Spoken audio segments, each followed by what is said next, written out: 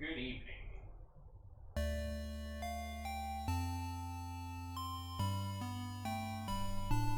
Oh, I didn't bring the mic to my face. That was silly. Good evening. Mostly on time. I gotta get quicker on,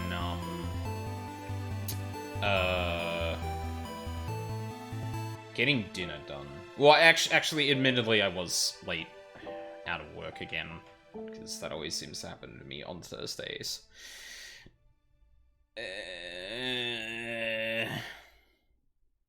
But it is what it is. And yeah, we're getting the Fuki today because I'm putting a face mask on, and that's not getting streamed live on Twitch. It is also a little warm today. Although I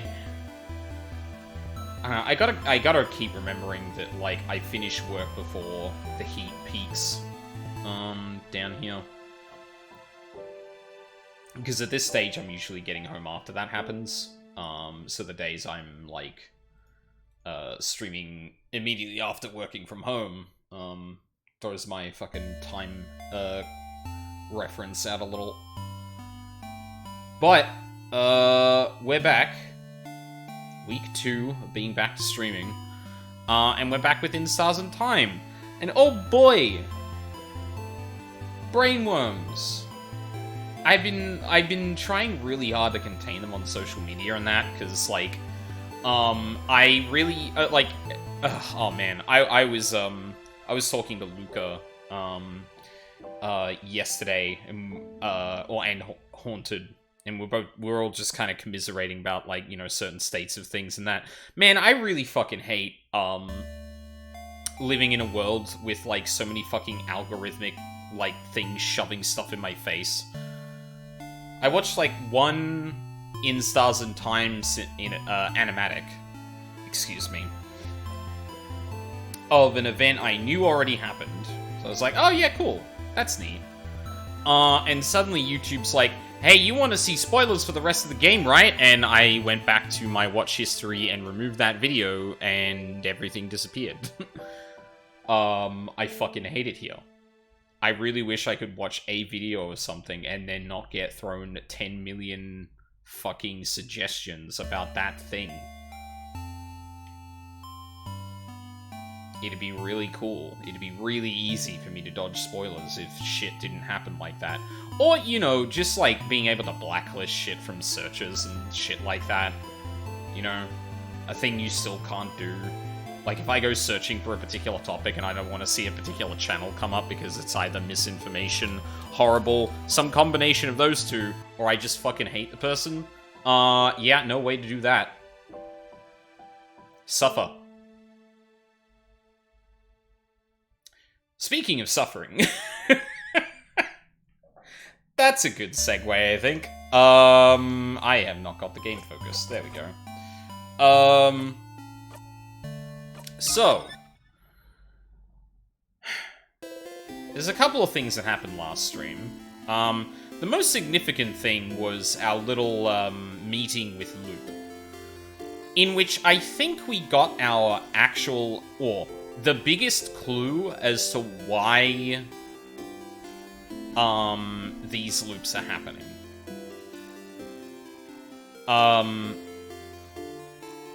And so, thinking on it a bit more, there is a bit of an incongruence here, but let me just throw out the actual theory I have for how this game is going to go.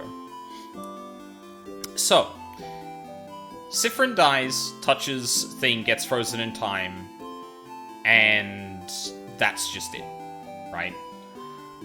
There is a question as to why why only being stopped in time, during battle doesn't seem to do that same thing. Perhaps there is some, like, diegetic thing happening. There is some diegetic difference between being in a battle scene and walking around the overworld, right? So, yeah, death being stopped, having time stopped outside of a battle, and reaching the head housemaiden. These are things that will restart time.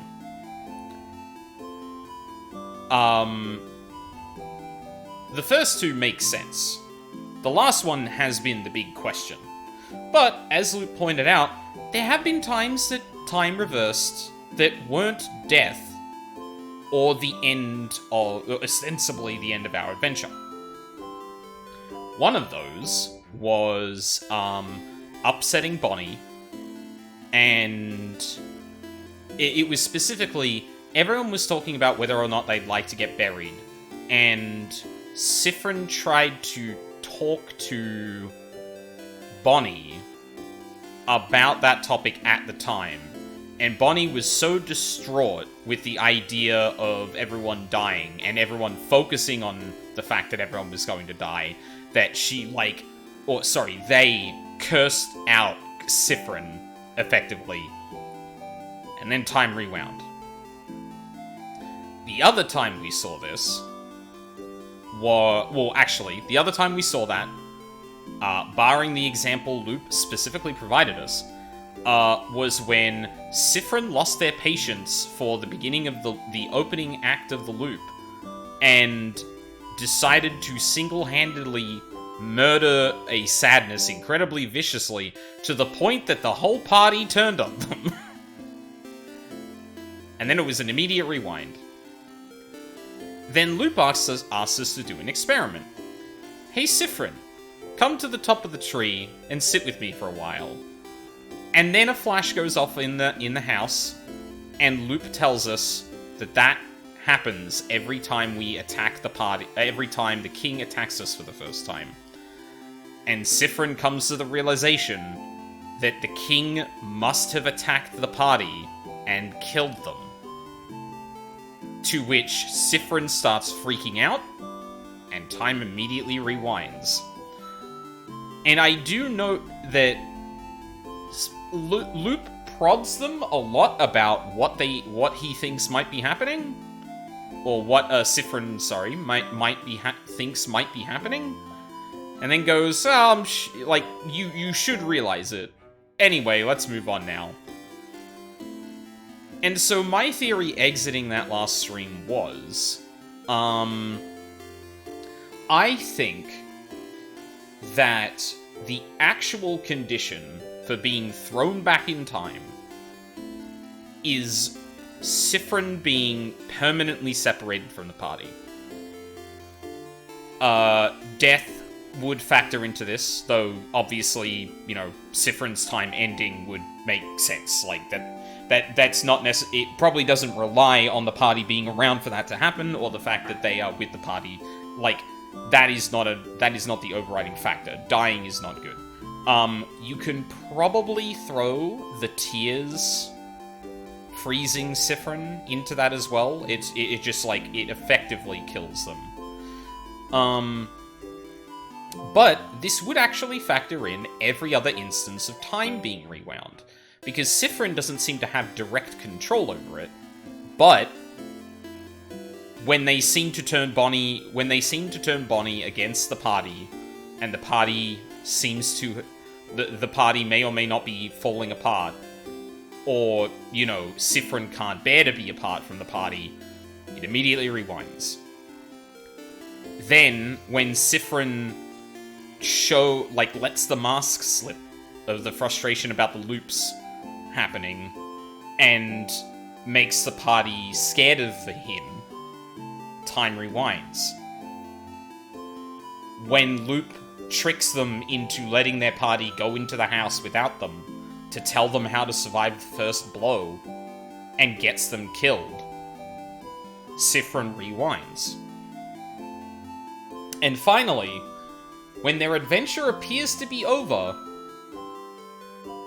and it's all going, everyone's gonna go their separate ways, something starts to rewind time. Now, to be absolutely clear, I'm not sure if there's another factor to the head housemaiden instance specifically. Like,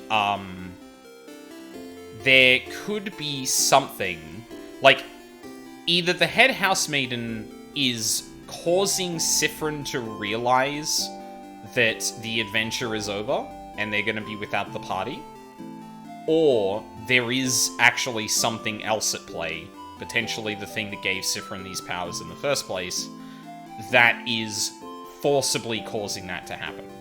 After all, the head housemaiden speaks about something being broken, and it's unclear if this is an external factor, or if this is something the head housemaiden has no knowledge of and maybe could be explained by Siffrin's need to... Well, I guess I'm showing my hand here. Siffrin's separation anxiety from the party that's manifesting in this power they've been given, triggering every time they are going to be without them. That is, honest to God, what I think is happening here. And I think there's a lot... So that's like the mechanical side of it. Emotionally, I think it makes a lot of sense too. Because Siffrin is very dedicated to the party. But they are also very, like, adverse to showing their feelings or, like, really, like, admitting their own emotional state is the thing it is. And I feel like what we're gonna end up with here is a situation in which Siffrin literally cannot escape this loop until they actually reckon with, like, maybe the fact that, like, they've never felt more belonging than they did in this party and they don't want it to end subconsciously, or they can't imagine their life moving on without the rest of their party because it's been such a big part of them before.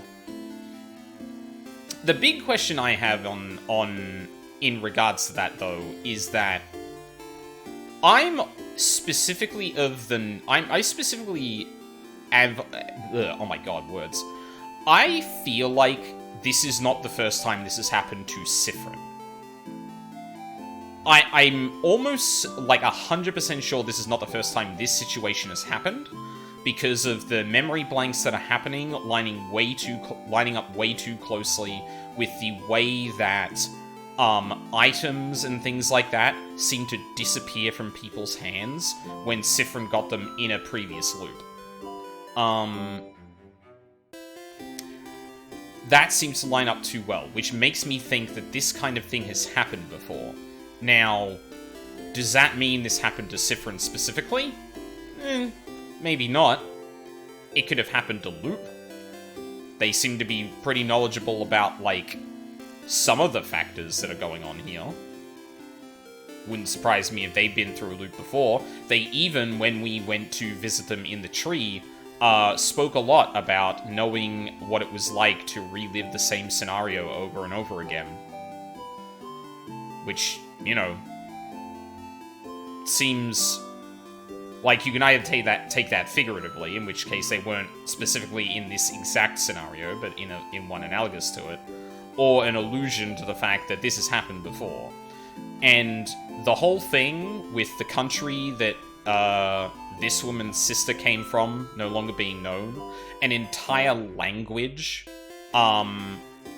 being unreadable to the point it induces a similar effect to what happened to everyone, or what happened to sorry, not Ismo, what happened to Mira when we pointed out, or when we gave her the gift from the stylish woman of something that had been given to her in a previous loop that Siffrin now had, and she already was wearing.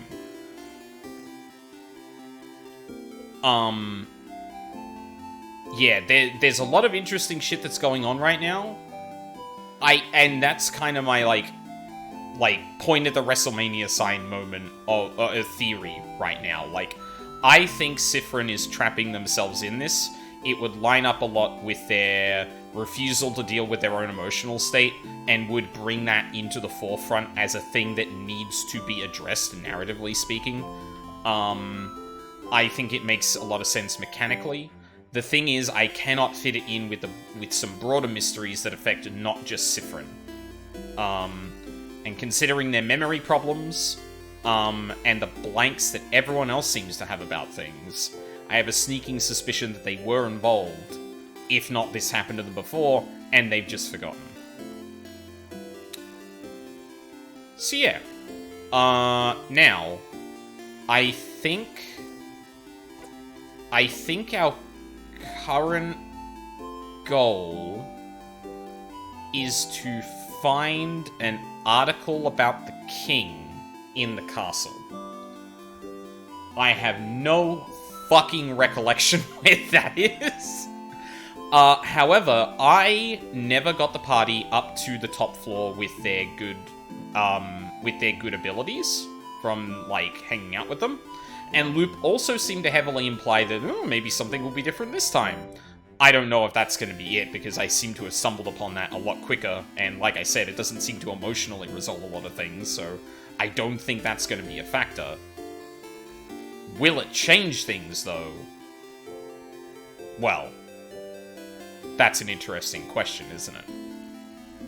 So, we're going to start by fast-forwarding through their entire questline. And now that I think about it, that probably would have been a good time to actually... Oh, no, you know what? It may not have been a good time to actually theorize, because if there's different text that shows up here and there, that might have been a problem. Because then I'd lose my train of thought like I do a lot. One of the things I have trouble with is balancing actively talking about, like, really deep theorizing and keeping the game going. Like, I can re-pick up topics pretty quickly depending on, like, you know, what style of interruption is actually happening. But when it comes specifically to the broader conversations that I'm having, I tend to need a lot more, like, brain power to, like, focus it and make sure I don't go off on tangents. Which I ostensibly did in a fair few of that explanation, well, a fair bit of that explanation I just went through. But in moments like these, like, usually I can, like, pass words and still talk about, like, light things. Like, I can effectively just push whatever thought is happening in my head right now cleanly without really breaking too much. But then, like, there's several times I know during the dungeon crawls that I've suddenly been like, oh, hang on, I need to talk about something big, and kept walking forward, got into a battle, and then completely forgot what the fuck I was talking about. So I do apologize if sitting at the beginning of that, beginning of this stream, just kind of talking through that was a little dull, but, we're at the point of the game where I'm trying to at least, like, formulate a theory based on everything I know, and trying to make it make the most sense it can, before I set off and go, like, alright, that's my cold shot. Let's see how right I am. I have time. Thank you. Let's go, then. Wow. Wow, you're here again. You didn't really have to go through this whole thing again. You could just zone out through it and skip it completely if you'd like. You'll even still get their cool skill. But if you do, the skill will be a tiny bit less useful. Your choice. Zone out? No. What does a tiny bit less useful mean? You just head to the ballroom. Yep. Sure should. Hi. Hello, I've heard... Do you still have it? Do you know if he still has it now? I wouldn't know, okay. Yep. Hey, now. What about you? Do you know where the book is? Book? Siffrin, we've just heard they don't have it. Let's go see this Antoine person already. This is the only book I have. She happily shows off the paper race family tale. What? What? Oh my. So you had it, Charlene. Well, I suppose you two can borrow it now. You got the paper race family tale, finally. Siffrin, how did you... Never mind. Thank you both. We'll give it back shortly. Take your time. Well, that saved you some time. Teehee. You go back to the middle of the woods. I can't believe this took this long. But finally, it looks so close. Okay, I'm gonna kind of skip this a little bit, but not entirely. Aren't you gonna read it? keep it until I leave Belmont so I have time, but you let her look at it for a little while longer. Say the line, Sifrin. Is it related to your research? Sorry, what? The book. Is it related to your research? Ah, Well, I suppose I've kept it secret long enough. Don't tell Isabel, alright?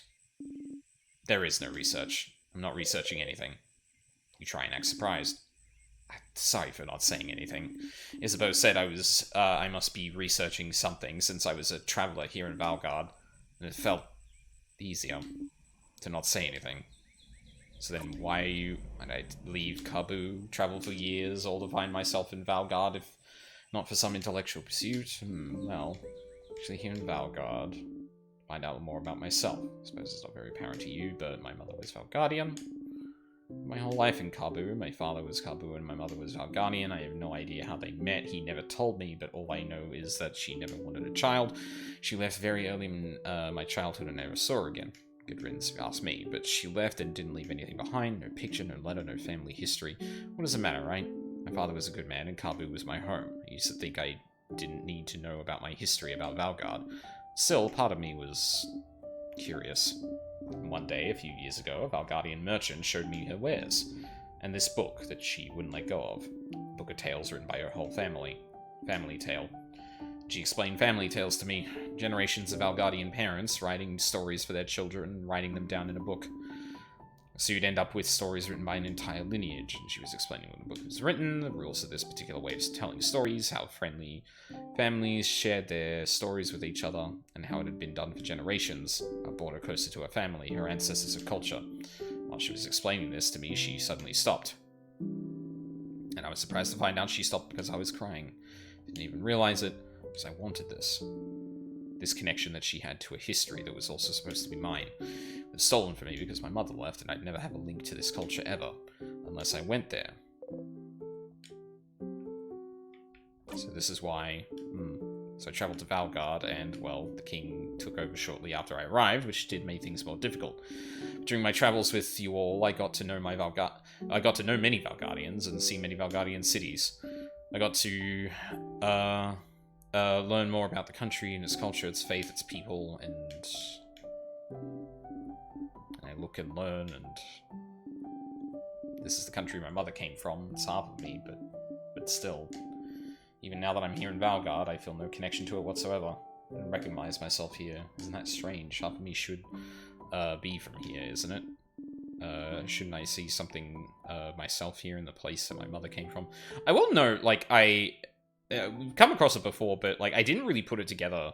And I probably should have from, like, the French that's appeared in the game. But from what I understand, the dev of this game, or the main person behind it,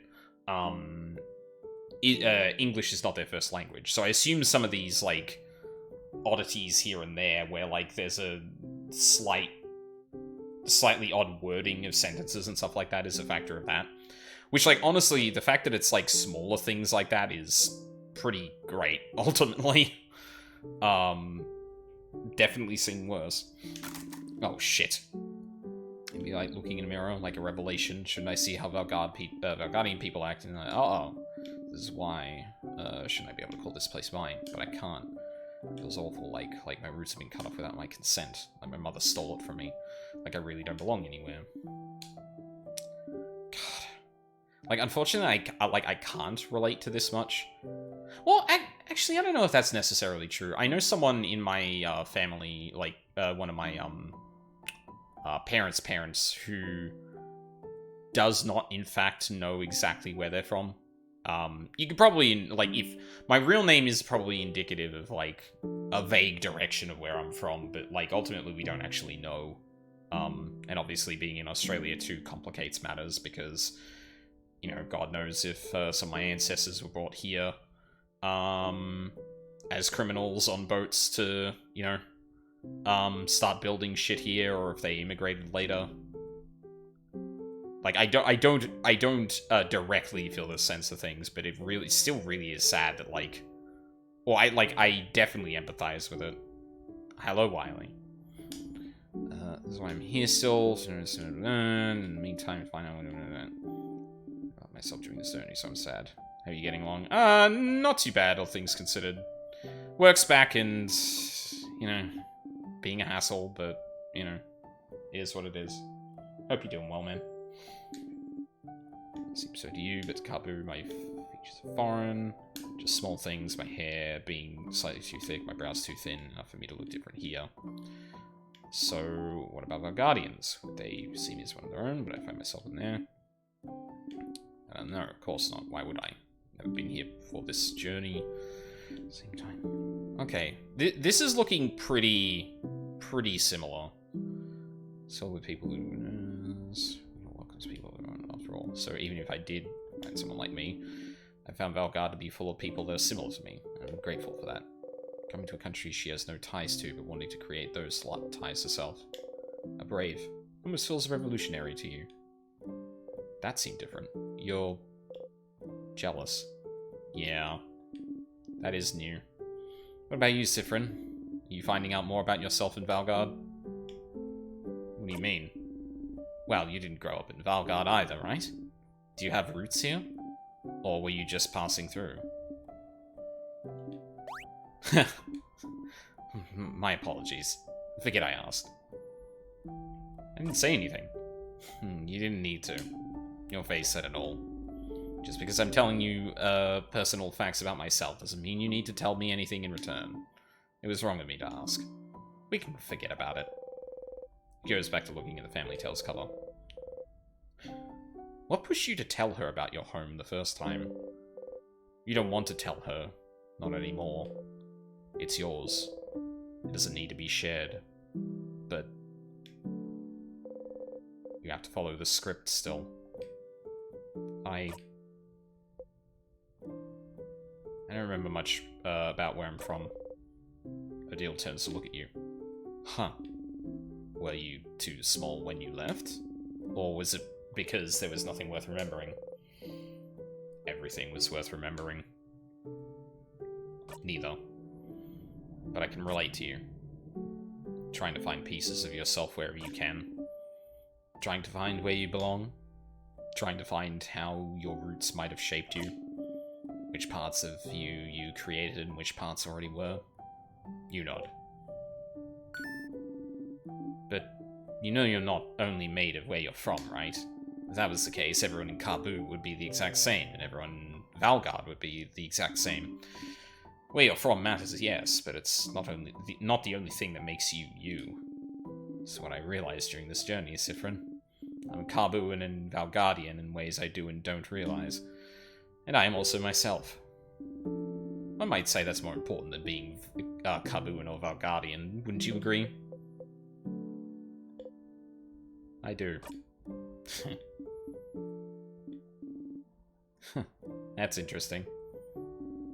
I feel so much lighter now. Because you found a family tale?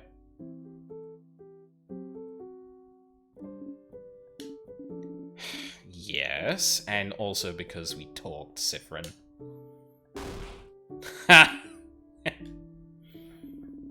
Thank you for listening to me, Sifrin. You nod and smile. Just smile and nod, Sifrin. Just smile and nod. Now get out of here. I have a family tale to read before we all meet for our sleepover. We'll talk later. Go have fun. Adil smiles at you mischievously. Yep. Learned it again. You get up and leave. Right. One down. You. Mirabelle is here sitting on a bench and looking at papers. Hey, Sifrin, do you need anything? No, we know where everyone else. So which one will you choose? Oh my god. Sorry? You pointed her pile of papers. What? Oh no. How do you know that? Answer me. Grabs you by the fucking lapels. Or scruff. You're choosing someone for something, right? It seems important. Maybe I can help? I suppose you must have more experience than I do. Alright, I would let you help if you give it experience. You laugh silently. Sure. Okay, so at least this time, it seems like the only changes are to, Sifrin's internal monologue. Though, because I think I might be wrong. I think every instance of these conversations has had something like Sifrin just doesn't remember. I wonder if there's ever going to be a time where Sifrin does actually remember and may actually talk about it. Oh, fuck. You know what? That might actually be, like, the denouement of the whole story. Where, like, Sifrin is very clearly being, like, trying to make themselves, like, the rock of the party in terms of, like, I have this power and I'm gonna make sure we all get through and everything's gonna be fine. But doesn't look after themselves emotionally, even when everyone is trying to help them, or would be very open to helping them. But no, like, I'm the one with the time powers, I should be helping everyone. No one needs to suffer under me, I just need to stick to the script, make sure they don't know anything, and everything will be fine. And it doesn't matter about my emotional state or anything like that, because that literally doesn't matter, and I can just repeat the loop again if I fuck it up. But then the end of the story is literally, like, Sifrin actually sitting down and opening up to everyone before they get through the house. Oh, fuck. That would be really neat if that's literally it. Like, you open up these things and that's not the actual thing, but it's actually part of the way to get out of it, but it's entirely on Sifrin actually opening up and being a fucking normal sorry, not a normal-ass human being, but an expressive human being who can grow and emotionally, like, is, like, emotionally present and caring for themselves. Fucking dickhead. I've got the time, Mirabelle. You are all good. Fucking god damn it, no shit. I'm so stupid.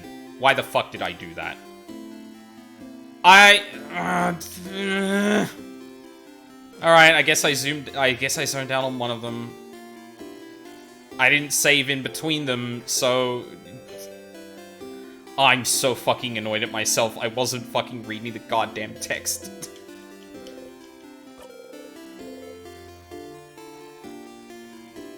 Oh my god. I actually wanted to go and save. Well... 42, we missed the loop. What a delicious death. Alright, awesome. Actually, fuck it. I may as well just load.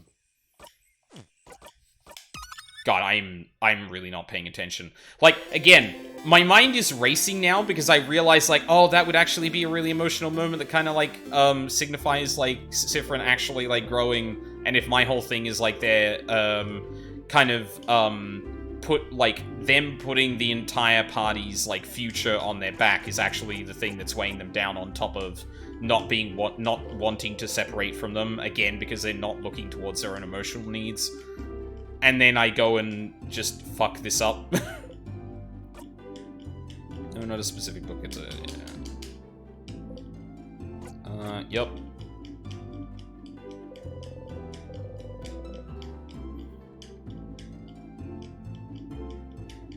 Yes, I will come with you.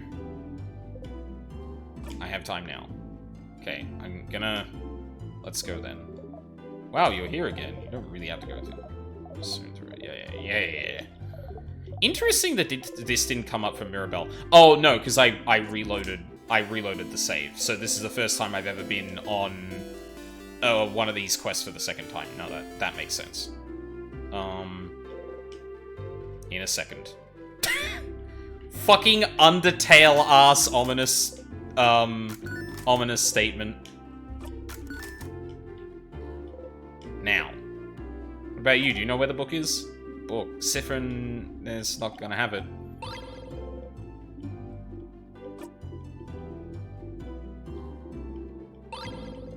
Yippee. Sifrin, how did you... Never mind. Thank you both. We'll be back shortly. Yep. You go back to the middle of the woods.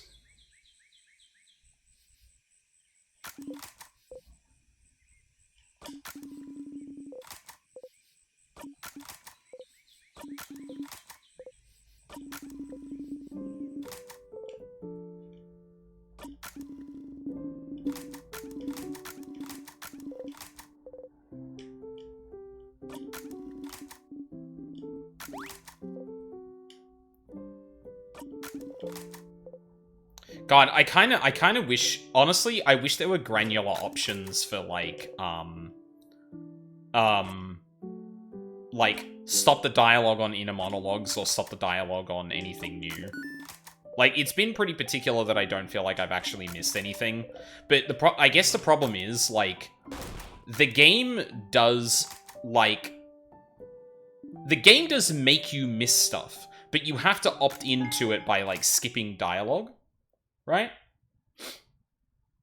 And... like, it's deliberately not signposting for new shit. So, like, okay, fair enough. But, like, if I just want to say, like, hey... if I ever hit, like, in a, if I ever hit Siffrin in a monologue, stop zooming forward. Like, that would be really great. Anything, which one will you choose? Papers.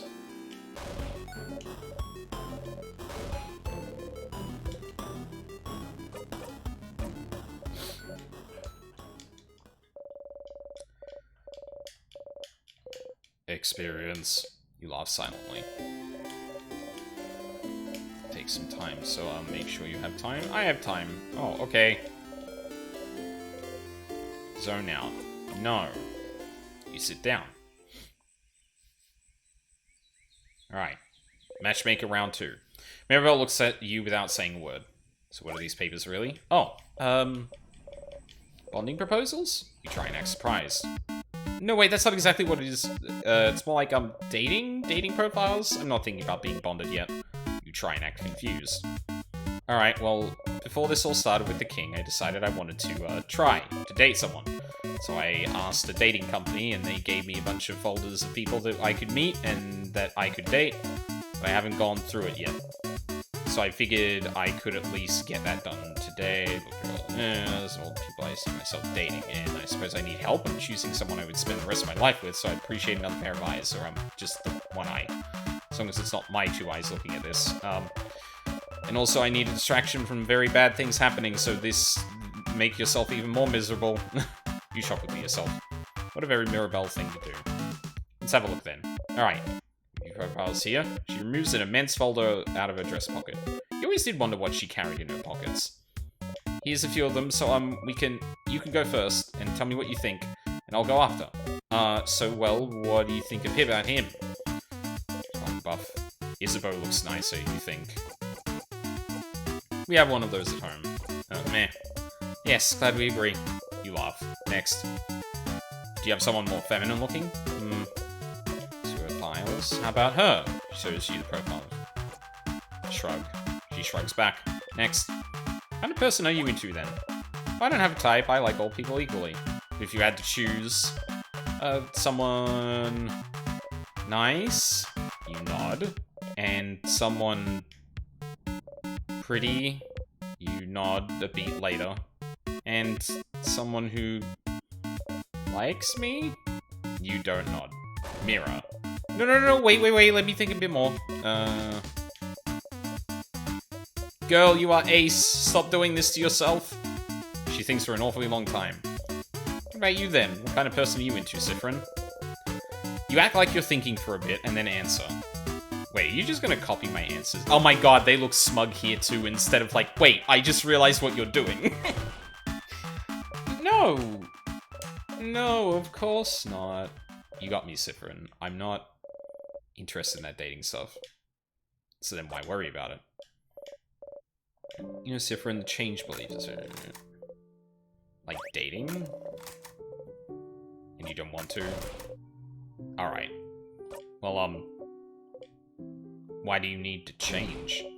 Because I have to, Siffrin. I'm a housemaiden, and I love it, and I love helping people, but I have to change in a way too. I wish I could just not do it, but with someone that way. Siffrin, there's a pressure for us. Festivals all around me, for crap's sake. Most handmaidens have completely changed at least once, and I haven't. Isabeau isn't even a housemaiden, he's changed. I haven't. And I don't want to change. I'm happy with who I am. I'm comfortable with who I am. I'm comfortable with the idea of not being with anyone. I'm comfortable with the idea of staying the same forever. We have to change and bring new things into our lives and change our clothes and hairstyles and even part of our personalities to appeal to a deity that don't know if they understand that sometimes I just like to stay the same. Or maybe they do. Maybe that's why I haven't. I have a list of people that I can meet, so I can fall in love. I'm, like, really curious to see if anything else gets tipped off from Sifrin's inner monologue here. You never told anyone this before. You wonder what made you tell her at that moment. Well, I don't know about that, about the romantic part. But I don't want to do things with people either. Ace King. Huh? Why not? It's weird, right? Mirabelle takes hold of your hands. You don't react. It's weird and gross. It's awful. I don't want it at all. Yeah, of course.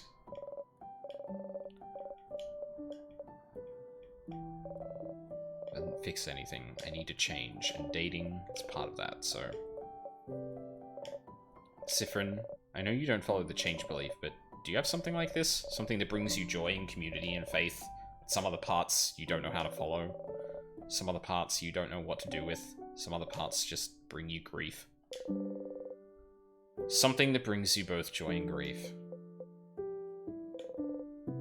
You think about the stars. Oh no, so they were talking about the stars. Oh, fuck me. I second-guessed myself the first time we went through this sequence. Because, Sifrin also says, in their inner monologue, stars as like a, oh gods, or oh damn. Like, as a, almost like a filler phrase, or like an expression of exasperation or frustration.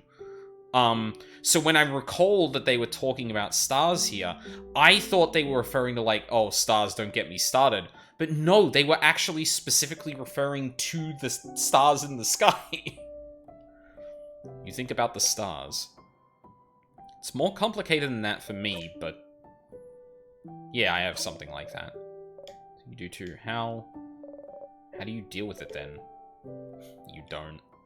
I just try not to not think about things that bother me in general, huh? Avoidance, huh? Yeah!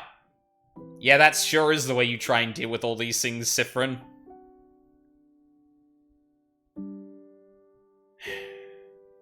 I mean, I get it, but... feels a little too cowardly for me. Get called out, get called out, get called out. I mean, I'm sorry, I didn't mean to say... You smile. You were wrong the first time you talked to her. Instead of telling her to change by not changing, couldn't she instead change the belief, instead of the belief changing her? Why should she be the one to do the work? Why couldn't the world change for her instead? You could tell her that. But changing the script is scary. Oh! I don't know anything about your belief, but you could always game the system, right? Game the system? Change things by deciding not to change? If everyone changes in that way, then you'll change by not changing in that way. There's more than one way to become a better person, right? Changing by deciding not to change.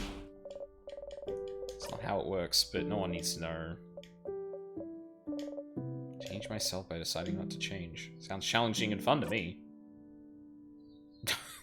God! Ugh!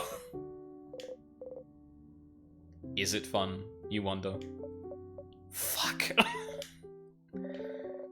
It does sound challenging and fun. All these fucking portraits are so cute, I'm gonna cry. You smile back.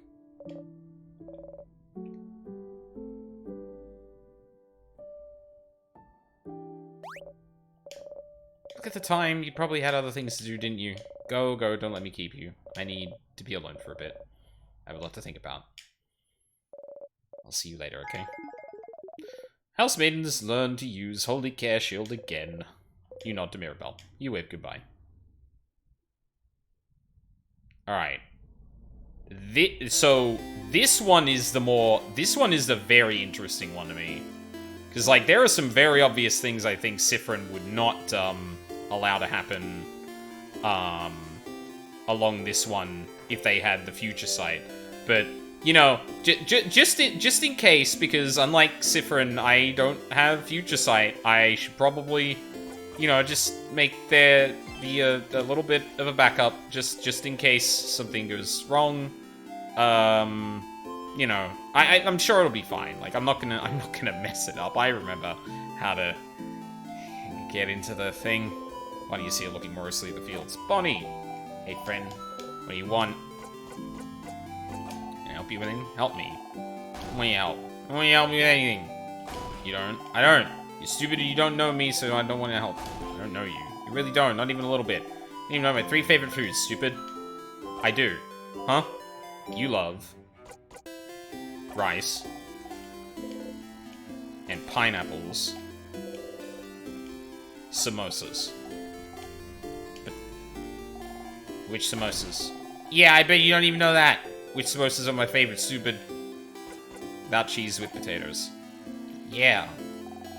So my favorite foods.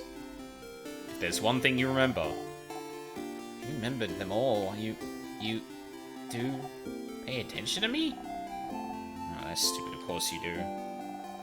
Or else you wouldn't have. Wouldn't have what? Something you can't help me with. Can you come with me? You have time. I got time now. Okay, come on. Zone out? No. This one I am expecting to be very different. If anything, be very different with Siffrin's responses here. Bonnie brought you outside of Dormont. You can see some weak sadnesses roaming around in the distance. Anything? Yep. Yep. Whatever you want, Bonnie. You teach me how to fight. Mm-hmm. To actually help me for that, I need to learn how to fight, so you're gonna help me. Let's go. Bonnie ran away. To what is sadness again? They'll be fine, but you catch up to Bonnie. Look, I'm not sad. Come on!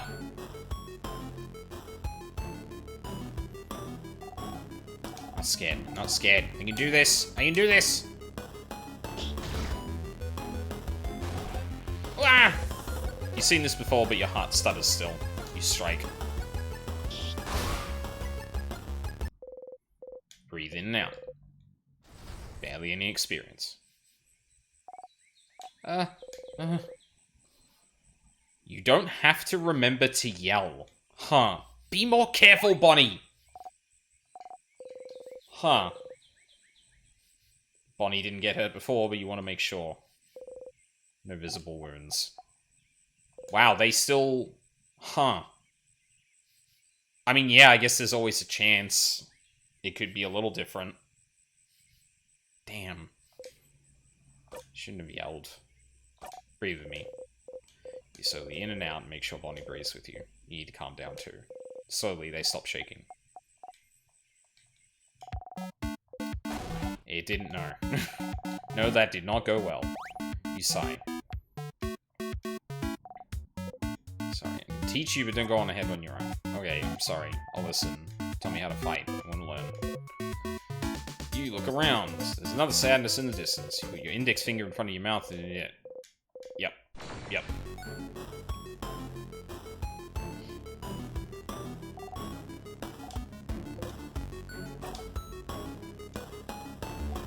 Get their ass, Bonnie.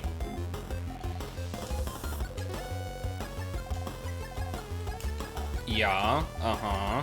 They're doing it. They're doing it. And they do know Rockcraft.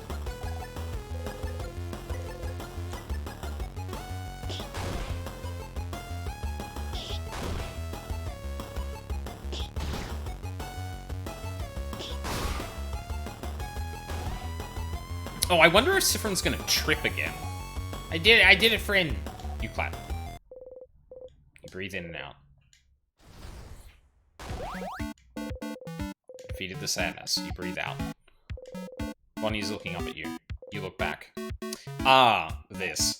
Hey friend, why aren't you anyone allowed to touch you? What? Biel and Zah, Bell, high five. Why? You don't know what to think about the fact that they talk about you behind your back. What else do they talk about? Oh my... Siffrin, stop! Stop it! Just not used to it. It's because you're not ready for it when it happens. Niall.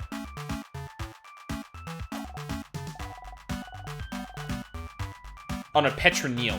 It's actually Neil, I think. Call her Neil. Like it when... Neil's really cool and tough, but she gets scared easy, I think. One day I touched her shoulder and she didn't know I was there, and she screamed real loud. Like, Howie scream. And then she... Yep.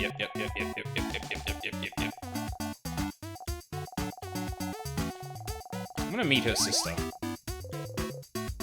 Actually, never mind. I wanna see Bonnie do a suplex. You nod. I don't want to talk about her sister anymore. You don't have to talk about her. She's heard in time, so I don't want to talk about her. Talking behind people's backs is bad.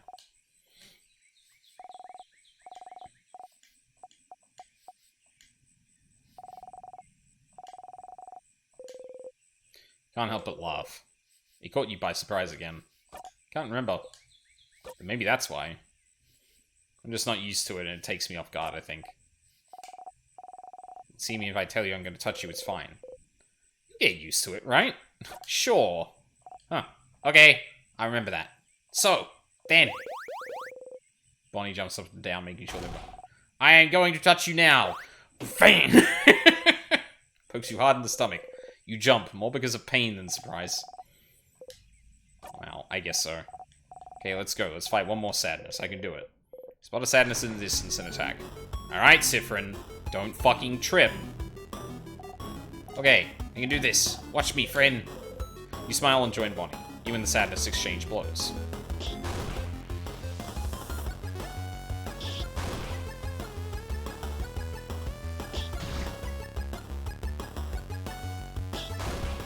Oh?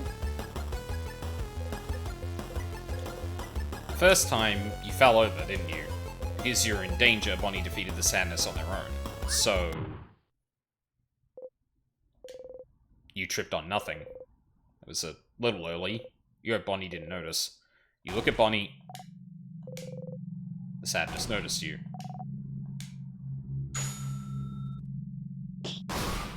Nice.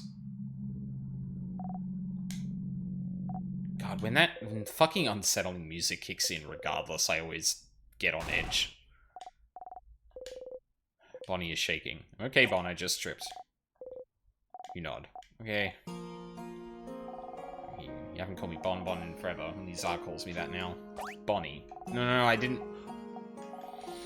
Promise you're okay. You nod. Okay. Sorry, I got scared. It just reminded me of before, that's all. Followed the script. Before. Yeah, you remember, right? It was a while back. And you protected me from that other sadness, you know? You remember now, but you have to follow the script. Oh my god. Siffrin. Which one? Which one? The one that got your eye, stupid. Ah, crab, you stupid crabbing. See, I told you, I knew it. You're dumb. You're dumb. You're dumb, Siffrin. Did you know you're dumb? You're gonna get hurt and you're dumb. You're dumb because you got hurt and you're dumb. You would do it again.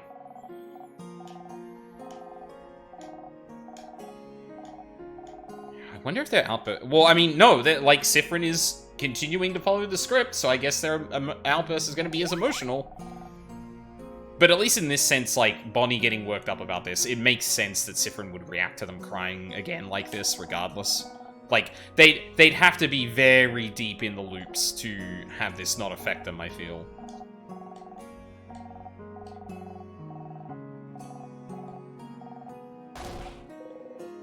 You would do it again. It's not that big of a deal, though.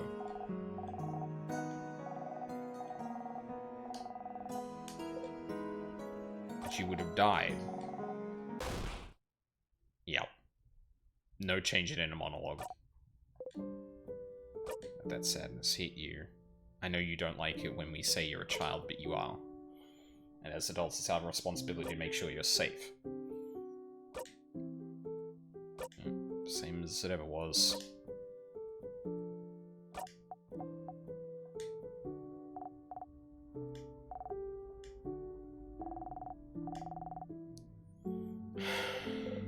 Not happening, Bonnie. I'm stronger now, you know. Oh, I'm stronger now, Bonnie. I can protect you and make sure I don't get hurt either. Promise? Promise you won't get hurt again? I promise.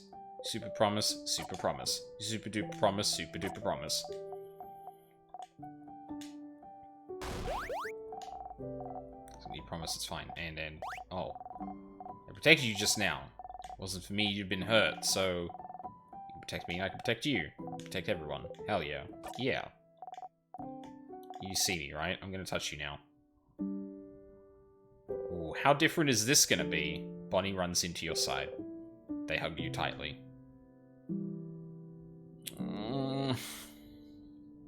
Fuck.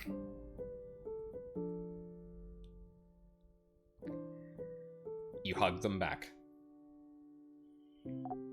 Eh. Creature. See, you do know how to hug. Looks like I do, yeah.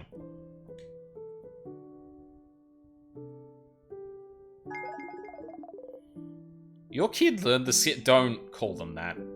Fucking goddamn it, Loop. Absolute dipshit.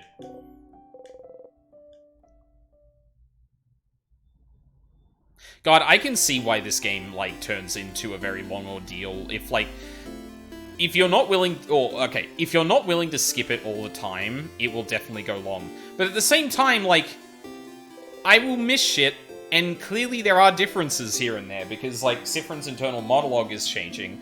But, hell, depending on the progress of the story, too, I have to imagine they might start actively trying to change the script. Oh, yeah, and Sif, what's up? Hey, I finished everyone out, huh? Oh, that's cool. Did see you running about earlier, it looked fun. Oh, that's right, you didn't ask him if he needed help this loop. Well, do you need help with anything? Yes, I do need help with something. I kept the best one for last. Oh, Sif.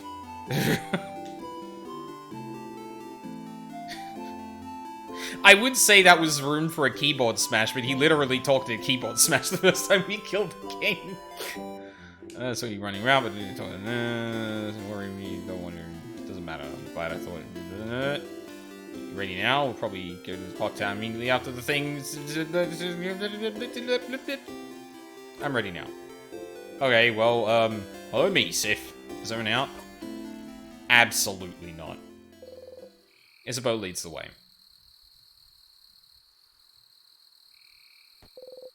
The field again. You must have spent some time looking for a good spot to see the stars. Your throat tightens. So, what do you need me to do? Huh? Oh, lay down with me? You lay down. And then, look up. You look up. This is one of those ones where I do expect a little bit more inner monologue to bleed through. Because there's a lot more, there's a lot of implied silence that goes on during these scenes. Or this scene in particular. And yeah, look at the stars, Sifrin. Tell me more about what you think about the stars, please. Stars all around you. You still can't get over that view. You asked me if I needed help, and I wasn't sure what to say. I don't really need help with anything, and I did all just prepare for tomorrow and stuff. So you running around, and that seemed kind of fun, so I thought, Sif's making sure to help everyone today, but I just want to hang out with him. So that's it. That's all I want you to do today. Let's just hang. On what he thinks is his last day on Earth. He just wanted to spend some time with you. Why stars? Oh, so you know you say this word when you're annoyed or something bad happens. I don't know what language it is, but I always thought it was like a Wait a minute. Well, actually, in our internal monologue, it's probably... Wait, sorry, hold on a second. I need to actually absorb this section again.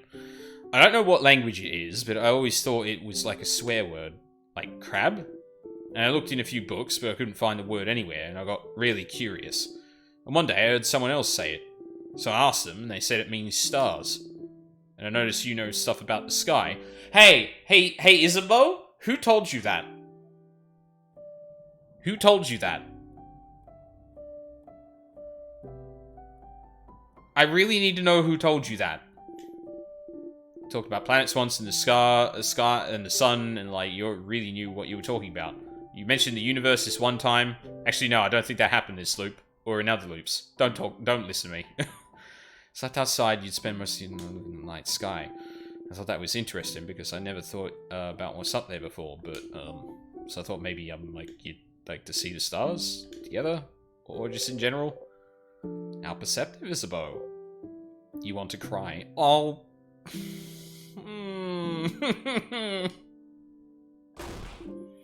Oh no, was I wrong?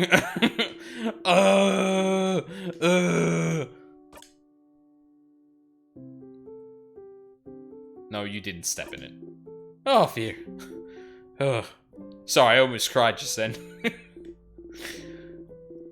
You can see stuff in the stars sometimes, like pictures. They're called Constellations. Constellations, yeah, that's it.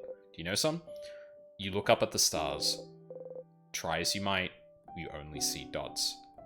I don't remember if I talked about it here, but there's a conversation that happens in Warframe where basically there's a little bit of shenanigans that happen to where a person ends up in a place where one person notes that it is so distant that you can't tell, like, the stars look entirely different. And there's some gravity to that I'm not going to talk about on this stream because it is Warframe spoilers specifically.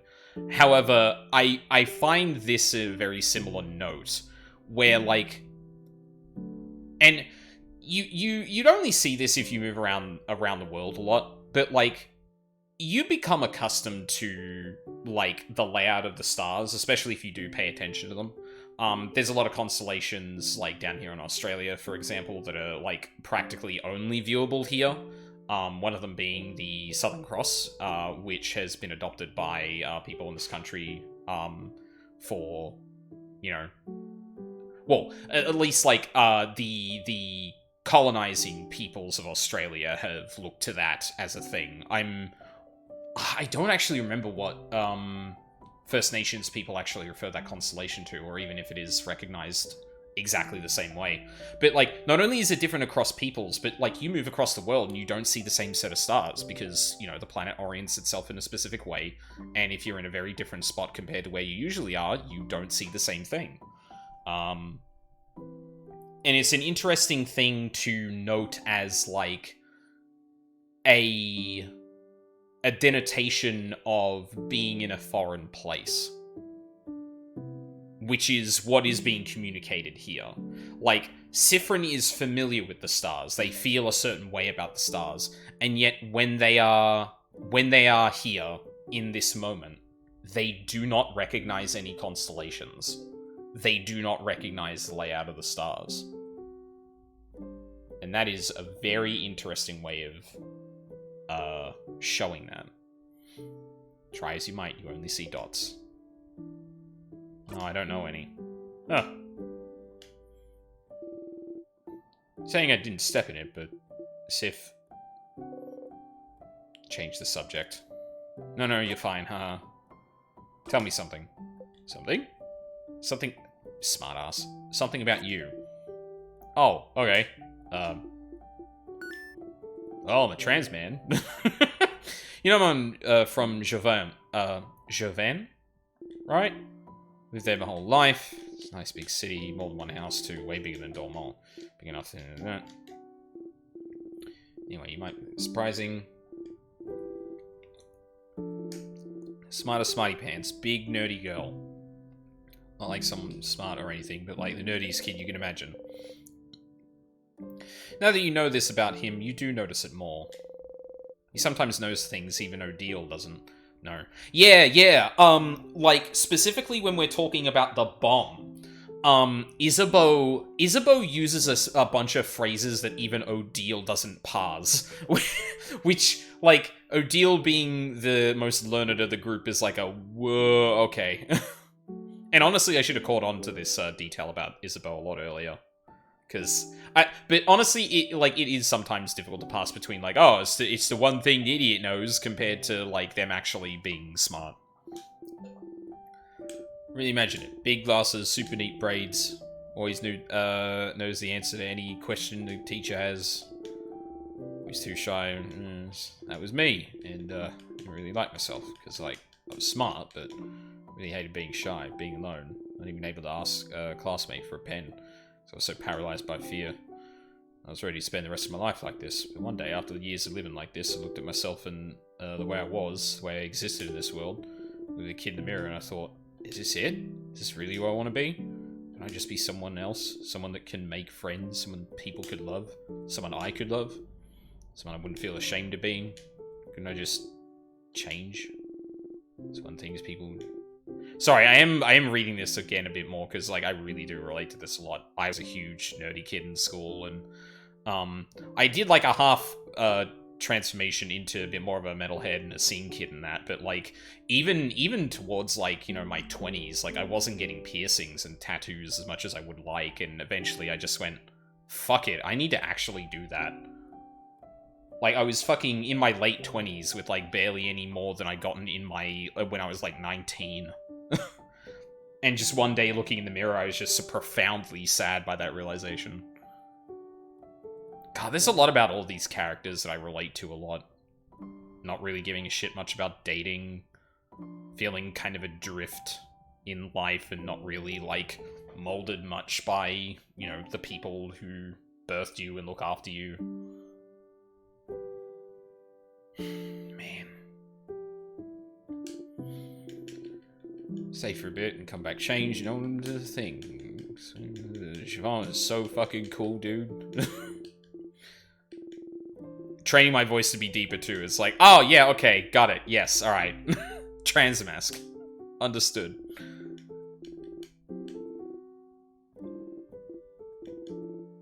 You always have to be careful.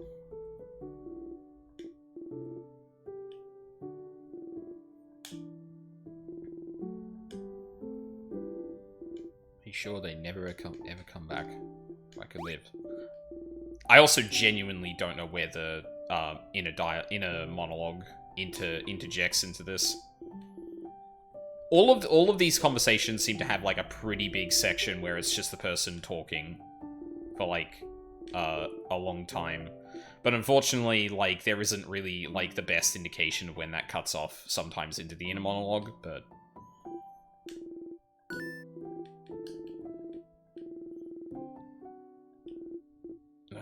Isabeau...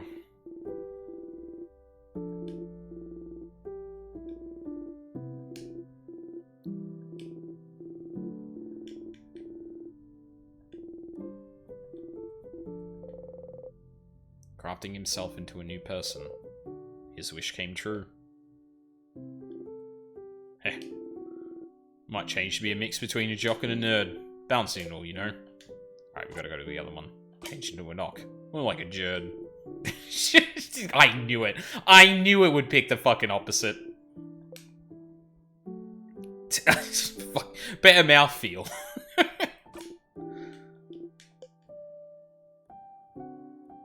You can be a smart jock. Smart jock.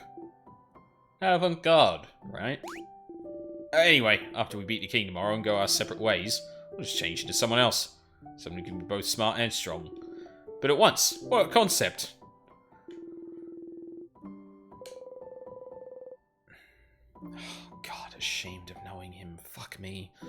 You don't understand why he'd think you'd ever feel ashamed of knowing him. Doesn't he know that you wouldn't be who you are without him? Tell him that, Sifrin. Tell Isabeau that. Yeah, Sif? I never felt ashamed of knowing you. Not even a little bit.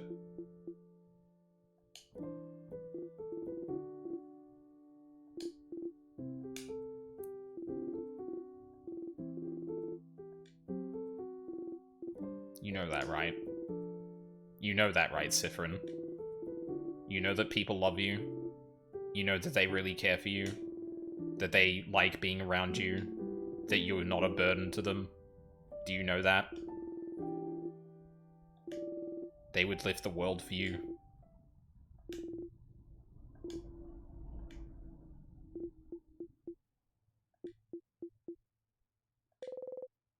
You hold your breath.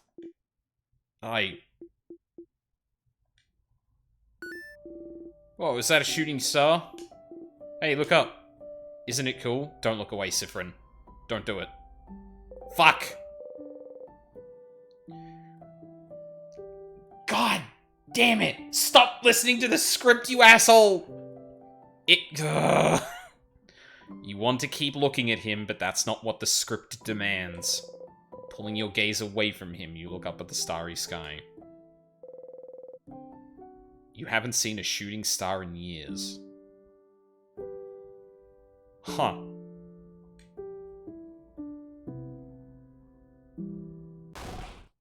And there it is.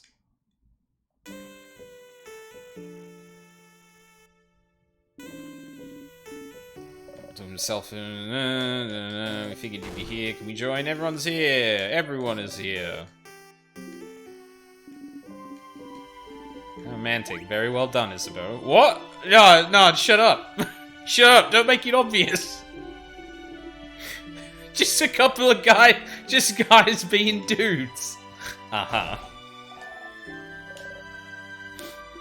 Oh, God.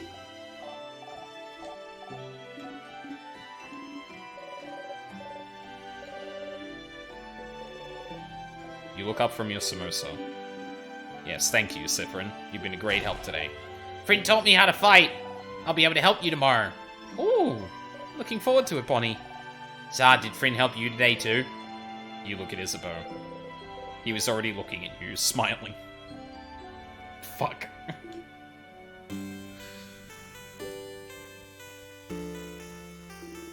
Of course Sif helped me today. Thank you for spending time with me, Sif. You awkwardly smile back.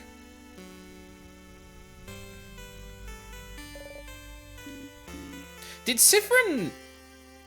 I feel like they reacted differently to that last time. Eat it all, Sifrin. Eat it. Eat it. Free food time. You eat what's on your plate as fast as possible. You burp. L. Everyone starts laughing happily. You laugh too. Are you doing the right thing? Repeating this day? Repeating this moment? Making sure they're happy? Making sure they like you? Who are you doing this for? Rin, you okay? Want more snacks? You smile. Yes, please. You all ate and laughed under the stars. Tomorrow, once again, you'll go into the house and fight the king. But today, you're doing this for them. Yes, you're sure of it. You want them to be happy. And now, you know how to make them happy forever. It's the least you can do, right? It's what they deserve, isn't it? They didn't ask to be here, so you have to make sure everything is perfect.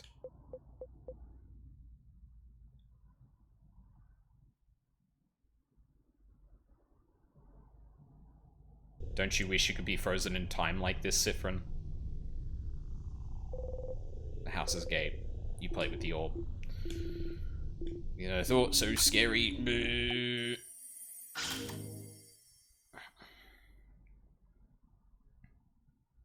Alright, you know, just basically half the stream down. Fuck. Alright, we will win again. But hey, Stardust, it was nice, wasn't it? Hanging out with all of them yesterday. They love you now. Your bond with them is stronger now. Isn't that neat? It is neat. You don't want to have to loop back to before you spent that time with them. What would happen if you stayed with this version of them until the end?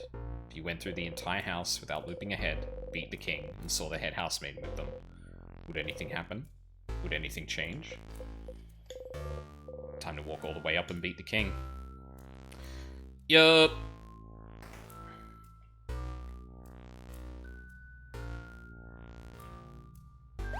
Oh.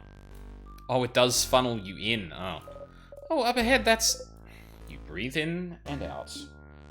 Sadness, huh? I must be crawling with them. Yep. Here again. Let's just defeat it. She'll be fine anyway, won't she?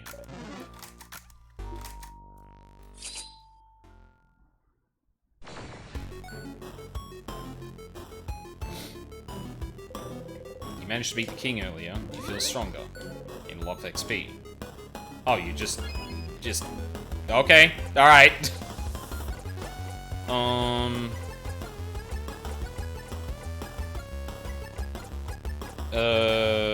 Fuck, I don't even know what to do here. Fuck it, let's go, Rock.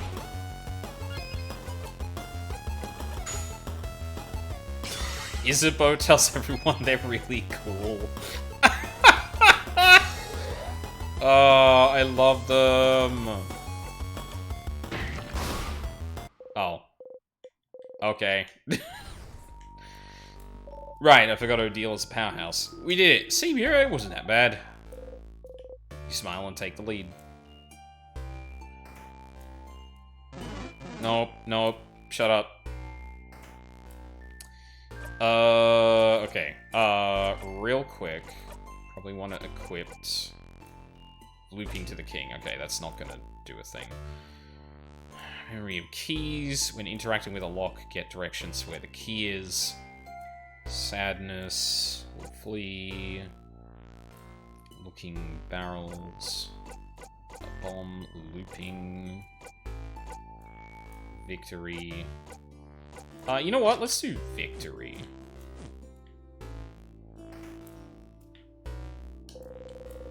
So, key, picked it up, keychain dangling, yippee, no time, let's fucking go. Key back in your pocket. Oh, yeah, I suppose I should. So, I suppose I should fucking heal everyone. Or, like, lock in everyone's levels and shit. I think we'll continue on without stopping for a little bit. Let's look around. Yep. Basket containers, you around super potion. Oh.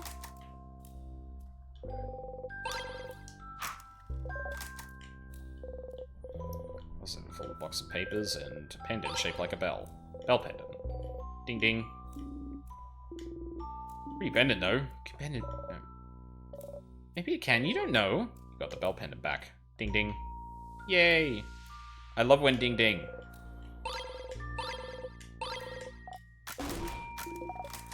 Oh, actually, you know what? Sorry. There is a better one I can equip here. And it's barrel, because that gives me a shitload of, actual useful shit that's not just the stat upgrades. Super sweet tonic, yay!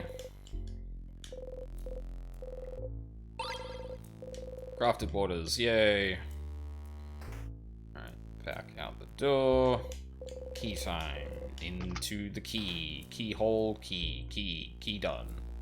Yeah, let's, look around the pillar. You press the switch. Boom. Don't worry about it. You start walking away. Let's go, everyone. Okay.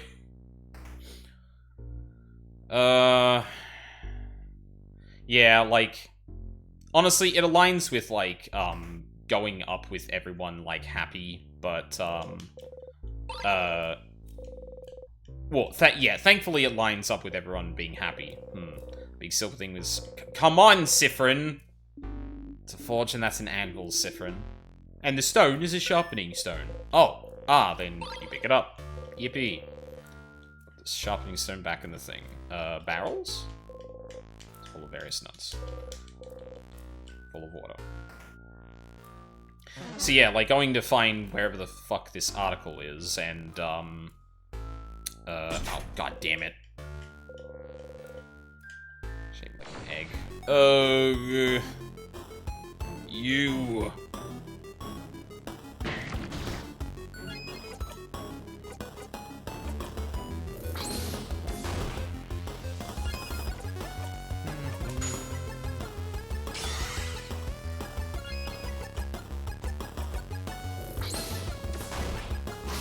Yippee.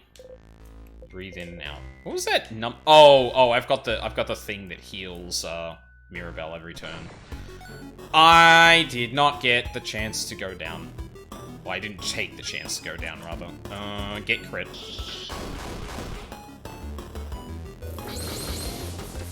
Oh, okay.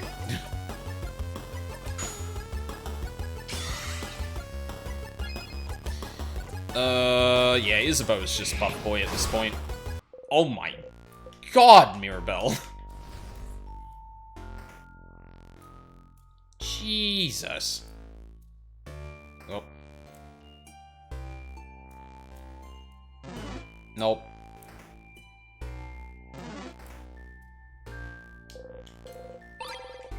Two salty broths. Thank you. Some books. One of them has a striking cover of a moody clay figure. Okay. Still not the thing. Barrels full of various nuts. Some vials. You pick them up. You got one crafted border. Gave it to Bonnie. The Arena of the Change God has been destroyed. Cupboard full of various board games. It's a barrel. Yay.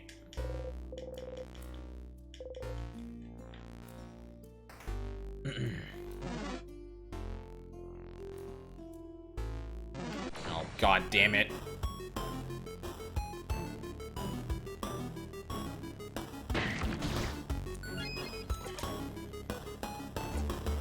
Absolutely not.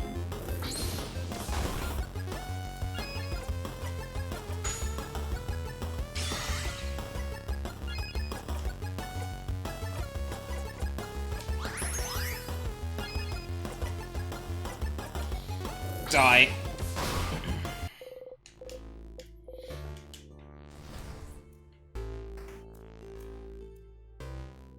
Unfortunately, I don't know if the King's article is on, like, the first or second floor, but... So you smell like sugar. So this is another, like... My personal bet is that these are, like... I want to be morbid here and say they're, like, Sifrins or failed Sifrins. Or maybe they've just been people that have been... Oh, God. Maybe they're people that tried to evoke, time magic. Maybe that's what they are.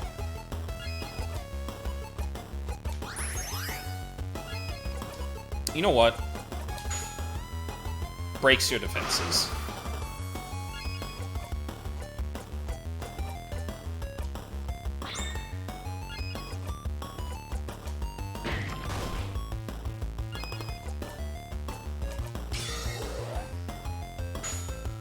Go, Bonnie. Let's go. Rock.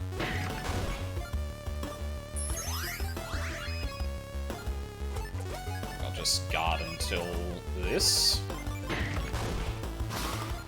Oh, right. I don't get the heal if I don't get to execute the thing. Oh well. No, go away. The tea flows gently. Use Scar Crest, so yup. Well, I don't know what this water was, but the crest made it go away. Oh wait, I remember. Those were tears. Good thing we found this crest then. Yup. Don't fucking worry about it. Ow. Stars! You hit your hip into the counter and bite your lip really hard. Why do you never remember the stupid corner? Oh no, Sif. Do you still have trouble judging distance? Let us know if you'd like anyone else to take the lead. Oh wow, we didn't get the Nya thing. Huh. That's interesting. Heh. Thank you, egg key. No time. There's a house to explore. True. It's a barrel. There's something in there. Salty broths. It's a barrel. Fuck.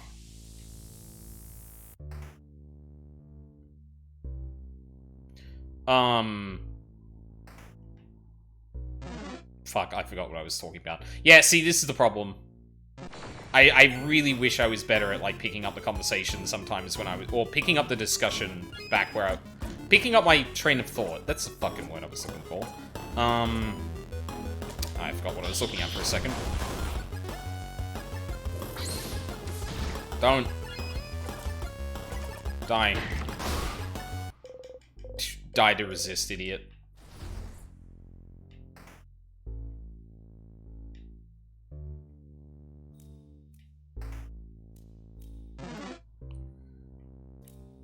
Like, if I actually... Hold on. If I remember correctly, that dialogue is from Start Again. Where, like, because the whole... Oh, God, I forgot about you. Because the whole, what is it? Oh my God, words. The whole Nya thing was, like, new. Like, I hadn't seen that, happen in, Start Again. So when it got to it, I was like, oh, that's interesting. That must be referencing the thing. But, like, never really talked about that much beyond that. Wait, who's that? Isabeau. Might as well throw defenses up.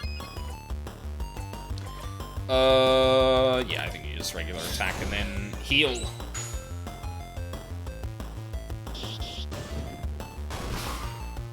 Yippee! So yeah, maybe we're actually getting closer to Start Again, Siffrin. Oh my God. Oh! Duped it. Get fucked.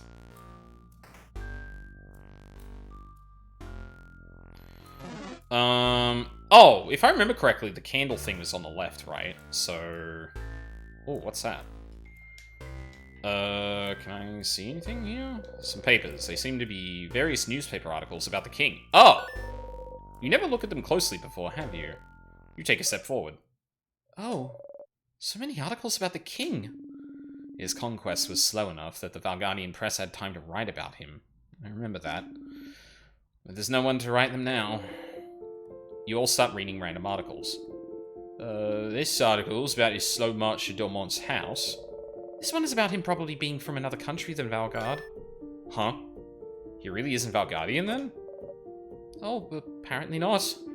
This article says there's no record of him anywhere, up until he appeared out of thin air sometime in his adulthood. Looks like he lived in the city of Corbeau for a few years before he became the king. So he was a traveller? Like Fryn and Deal? Please don't compare us to him, thank you. That's right. He did talk about Valgardians before. The way he phrased it. It did seem like he thought of Valgardians as people other than himself. And... he said he thought of Valgard as welcoming. Always willing to welcome people in, even someone with no name, no home to speak of. You should go and ask the king where he's from later.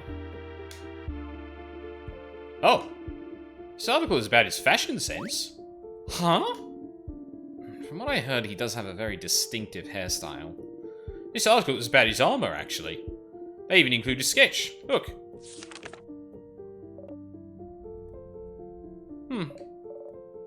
Well, it's very... shiny? I suppose. Very imposing. There's something that caught your attention, though. The patterns. The patterns? On his chest and gauntlets, you mean? It's just a weird losange. What's so weird about that? Those are stars. Stars? What's a star? The dots in the sky. Sif and I were looking at them yesterday, remember? Oh. This article here does mention his speech mannerisms. Stars and sky-related things seem to be something he comes back to often. Hey, is that right? Stars, huh? What could be interesting about them? Stars. Is there somewhere in the house where you could find out more about them? Oh, don't fucking say that to me, dude. I don't know where that is. About the king. Yup. Okay. Hey. My good friend and buddy, Loop. You make the secret hand sign and think about talking to Loop. You close your eyes. Hello, hello, Loop speaking. I see those stars on your chest. Or that star on your chest, you... Thank you for calling. How may I help you? Oh my god, I wonder if Loop is the king. What should I do next? You're doing so many different things. What do you need help with? Find out more about the king. What should I do now? The king's armor has some star patterns on it. I saw them, but never thought anything of them. Most people don't know anything about the stars, do they? They sure don't. You barely do, most of the time, don't you? But then, how does the king remember? I'm sorry, remember? What do you mean by remember, Loop? Don't you mean know? And why does he care about stars to the point that he has them on his armor? Someplace that has something to do with the stars. Maybe it might be time for you to explore the house a bit more, Stardust? You guess so. Okay. I guess that's it, then? More about the loops. I need a refresher. A refresher? Sure. I'm repeating what you already know, but you're stuck in a time loop. You're repeating the same 2-ish days from when you wake up in Dormont to seemingly when you talk to the head housemaiden. When you get to the head housemaiden, or when you die, you immediately loop back. You're not completely helpless though, since you can more or less control when and where you loop back. And just the fact that you loop back means you seem to have some kind of control over time, just like the king. King said his power comes from something called timecraft, so we can assume this is what you're using as well. How to craft time. It has been hypothesized to exist, but was never proven up until the king appeared. Timecraft is supposed to ask for immense amounts of power. It was believed that crafting time to pause time for It was believed that crafting time to pause time for oh no, it does say time 2 times like that. For a single second would kill the user immediately. So, how did the king get this power? How did you? You also found out what happened with the head housemaiden was that what happened with the head housemaiden wasn't a one-off. Every time you talk to her, she seems to be repeating the exact same thing until you loop again. She says something is broken, failing, rotting. After that, we had our little hangout session. I was wondering about the rules of your loops. You loop back when you die, but then there have been times when you looped back without dying, didn't you? You looped back on your own without dying when we hung out together. But if that's the case, does something happen with the head housemaiden that makes the loops activate as well? What do all these moments have in common?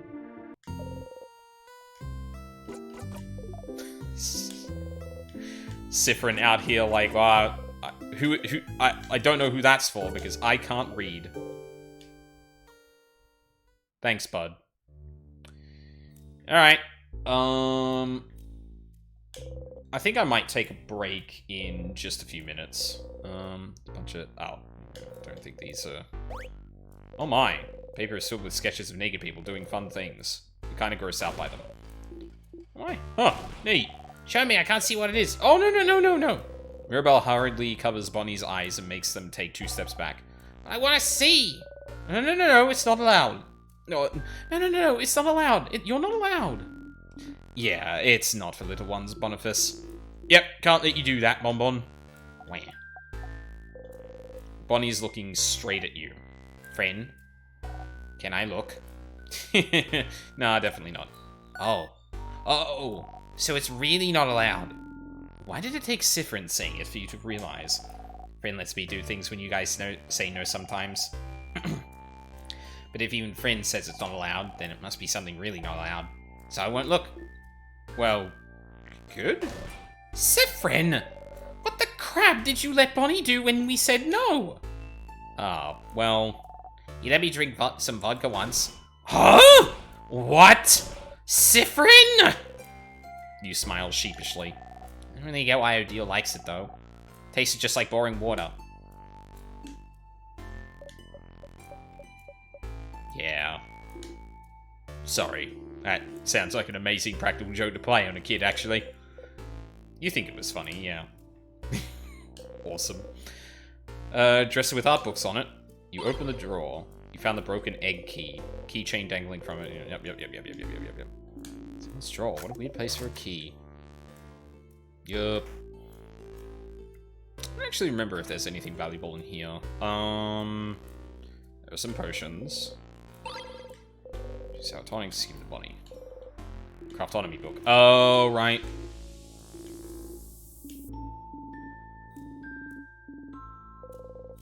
You know this already. Stay silent. You like being able to be near them and not have to contribute to the conversation. Being silent and surrounded by people you like is nice. Yup. It's a barrel. Fuck you. Some books on the House of Change and a book on the series Chateau Castle, number 51. Whoop-de-fuck. Instructions on how to craft candles. Some sort of candle making station. I have no idea what this smells like. Apples and cinnamon. Pie smell? Pie smell. Pie smell. Like, I'm well past the point that I'm, like, looking for dialogue like that at this point, but, like, I really have to mention that the flavor text in this game is, like, fucking incredible.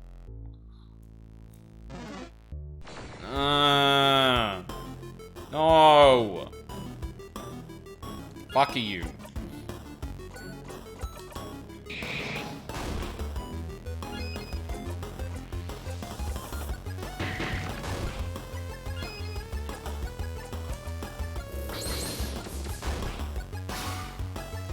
Oh, nice. Fuck! Get papered.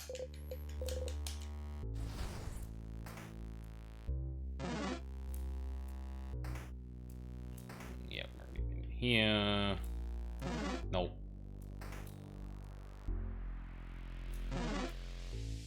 Oh, right. Reach towards the light. Okay, you know what? We'll kill this boss and then we'll be on our way, I think. Save you progress. Oh, back to the top again. You could say we looped back to the top of the save file. Just go. Just go. Keyhole. Sadness seems to be guarding the rest of the house from us. Feels strong. Stronger than those we've seen so far. Get ready, everyone.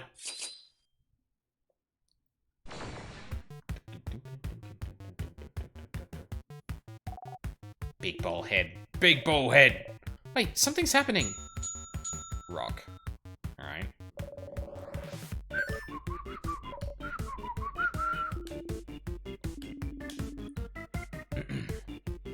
God, my lips are dry. Probably assume that it's from craft type. It helps it run, let me analyze.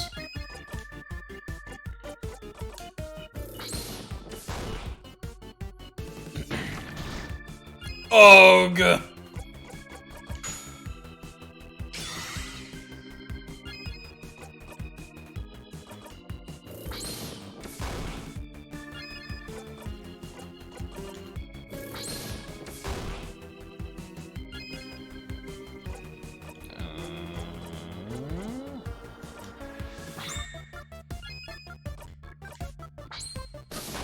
Jackpot. Oh yeah, full heal.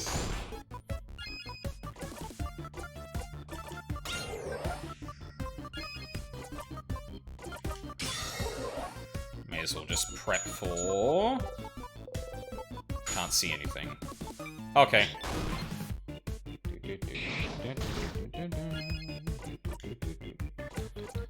That looks like rock, actually. Nope. Oh, we committed. Fuck it.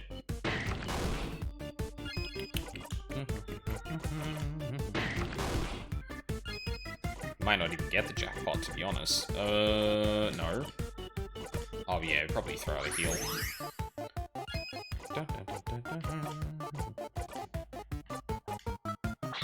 Go, Isabeau. Rock attack. Oh, you had to crit. Breathe in and out. Sifrin is now level 64. Nice. It's like the Mario. We did it! Victory! Alright, let's keep moving.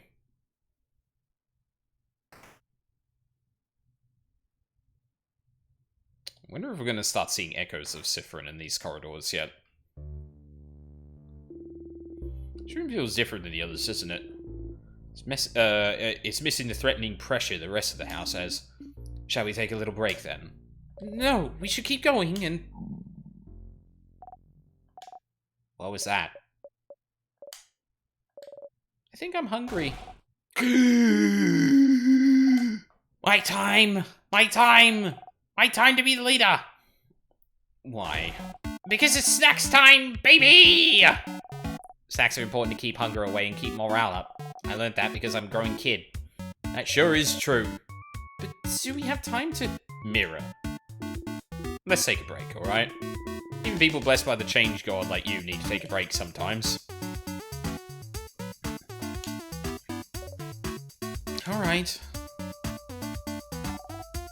You guys stay here. I'll get some snacks ready. Okay, snack leader. Oh, I remembered something. Isabeau, heads or tails? Huh? Tails. Odile takes a coin from her pocket and flips it in the air. Flip, flip, flip, flip. I didn't talk to Loop. Oh wait, no, maybe I did. No. Isabeau was already at the park, so it must have happened. Fell on tails. Huh. I lost. Yay! What do I win? A sweet taste of victory and nothing else. I don't even get congrats? Wow, madame. I thought we were friends. Friends, huh? Not anymore, madame. It's over between us. We are friends no more. Uh-huh. What was the coin flip about, madame? Ah, well, I asked the favor tree to make me win my next coin flip. Huh? Such a silly favor. Purely for scientific reasons. I was wondering whether this favor tree business had any truth to it. As we can see, it doesn't.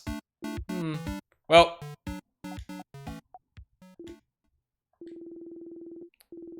But Madame Odile didn't put any thought or hope into her favor, so why would it come true, right? If you want something to come true, it definitely will. You think so? Absolutely. You're glad to see Bonnie smile again. Okay, who wants snacks? I have snacks. Today, I have many snacks at your disposal. I have some plantain chips. Oh, did you use the last of those not bananas to make them? Yes. Yes, I did. Crunchy, delicious, and full of potassium. That's a plantain chip. That's plantain chips, excuse me. You'll clap. Second snack is some boring but delicious cookies. Cookies! Great sales pitch, Bonbon. Boring but delicious. Cookies. Taste of home. And home is boring but delicious. So you're weird. And for our third and final snack, we are proud to present, some, Onigiri. Onigiri. Onigiri. You messed that one up on purpose. Yes. I have some onigiris for everyone. One of those carboon and rice bowls, right? Yeah, rice. I love rice. You and every other kid on this planet, Boniface. Now, choose. Choose which you want. Don't worry, I have enough for everyone. You'd like... Oh wow, I've had all of them. Some onigiri. There, you go! Bonnie hands you one onigiri. You eat the apple onigiri before Odile has time to realize what's inside. You like it, friend? Try to change the recipe a bit. Really? What did you change? You often experiment with food in very interesting ways, so I'd be curious to know what you did with this carboon recipe. I added apple slices as filling. It's okay, Deal. I know you're old and don't like change, so I have one with a plum if you want. Thank you. So? You all like it? Did I do a good job as snack leader? You nod, but prepare yourself for what comes next. Yeah, this is good.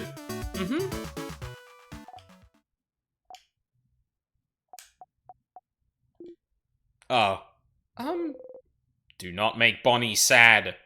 Thank you, snack leader, for this delicious meal. Oh, this is so good. Thank you, Bonnie. So good, Bonbon. I feel refreshed, invigorated, alive.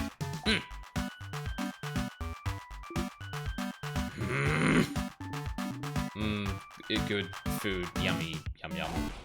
Yes! After eating your snacks, everyone's health was restored. Alright. Here I will take a quick break. And when we return, we will continue our trek into floor 2.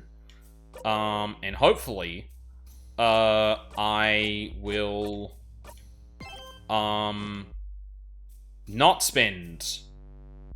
Well, fuck. We're probably not getting to the king tonight. I could probably rush it. Like, basically, I need to get somewhere I can learn more about stars, which has been hinted to be somewhere in the house. Fine. Cool. We can do that. After that, it's unclear whether I need to actually go to the king, or if there's something else I can do. So, we will see where that leads. But, after the break.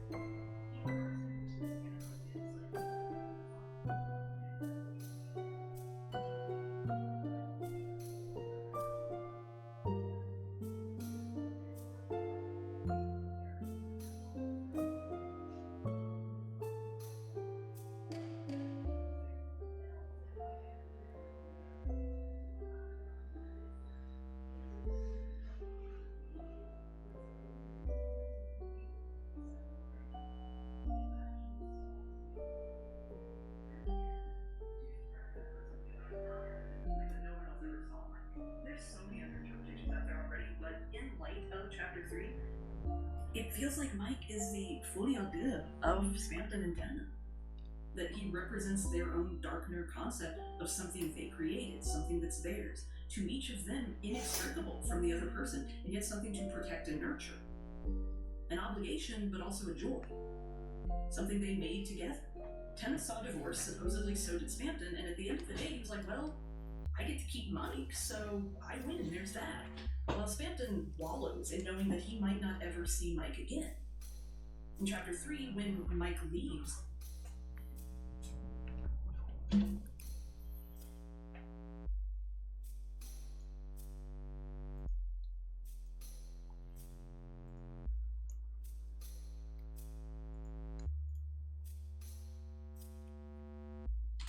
I'm back.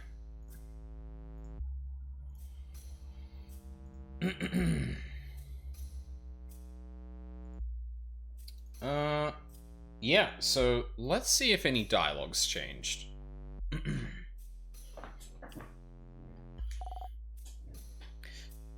Oh, excuse me.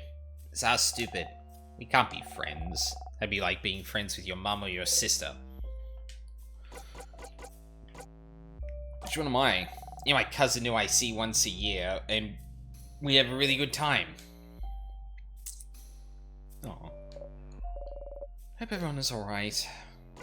People in the house. Yes, well, most likely all frozen in time, aren't they? We haven't seen anyone, but maybe someone survived. The head housemaid managed to... Tell me a joke, Siffrin, please, to get my mind off things. Make her smile. I had a meeting with a plum today. Plum? Like the fruit? Yes, that meeting was, Yes, that meeting was... Oh, let me guess. Was it a very fruitful meeting? Oh no, was that it? Sorry for stealing your joke? Nah, you got it. The fact that you stole my joke, Mirabelle. What a pitiful experience for me. You kind of brought it back. You chuckle along with her. Aww, that's cute. He managed to unfumble it. Fuck yeah. Hey, Sif. Let me guess, you're still hungry? I can see it on your face. Want half of this cookie? Isabeau waves his last cookie at you. You really would. Yes, please, Mr. Amazing, Wonderful, Funny, Buff, Isabeau. Ha! What? Cookie. Sif! You can't just say that! You really have the heart of a delicate maiden, you know? You have to be careful with me. Yeah, you feel awful about the cookie too. Siffrin! I hope I didn't make Bonnie upset earlier. You both look Bonnie's way. Bonnie is stuffing their cheeks happily. Never mind. Leave me be now. I need some alone time. But you leave the deal be. Huh. That's new.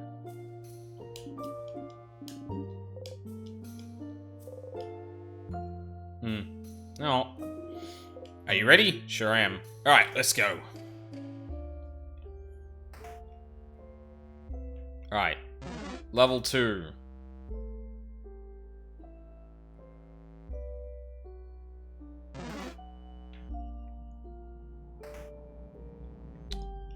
Classroom. A desk. Honors notebook title. Mark super awesome, great, amazing, super duper cool notebook. Do not touch. Out of disrespect, you open the super duper cool notebook wide. You found the crying key. Yippee! Key here? A mask, huh? This feels out of place. I was expecting a keychain shaped like scissors or something. You pick up the key and do not think about how bad you are at your job. I believe in you, Siffrin. Some files. You pick them up. Yippee.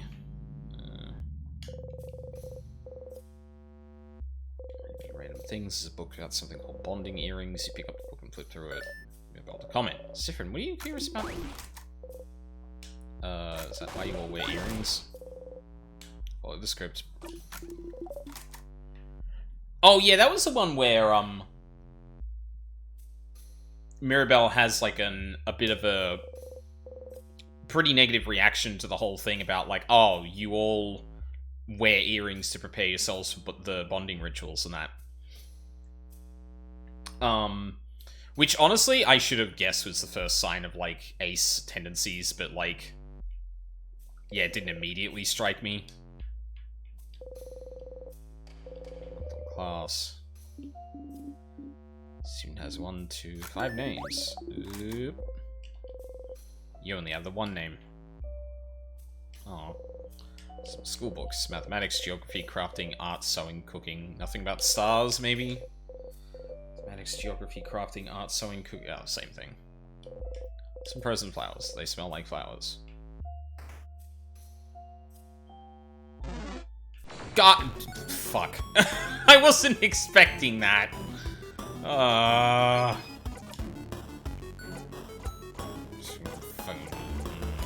Crit. Get crit. Fuck you.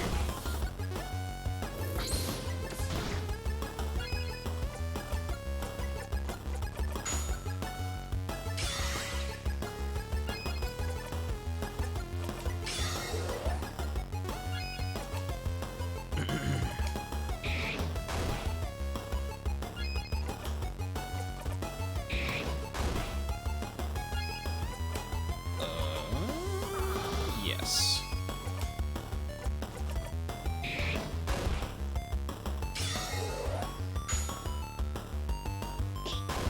Wait, what did you do to yourself?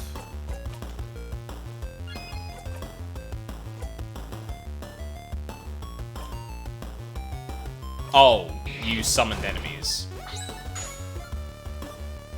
No. Wait, did you summon something? It didn't look like... Oh, no, all enemies doesn't show you the buffs on the... That... Yeah, right, I missed the buffs. Oh. A sadness! Another weird one. Like the one that gave us the crest? Wait, Boniface, what do you mean by weird... No time, madame. Let's get ready. Oh, shit. You know what?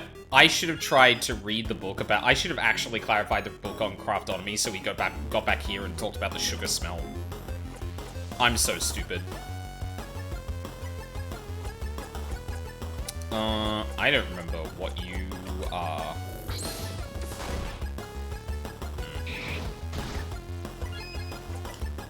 Oh, scissors? Really? Yup. Okay.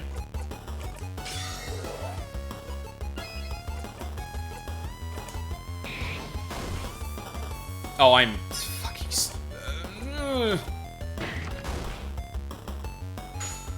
Dumb, I'm stupid, I'm dumb. Bonnie, please tell me I'm stupid and...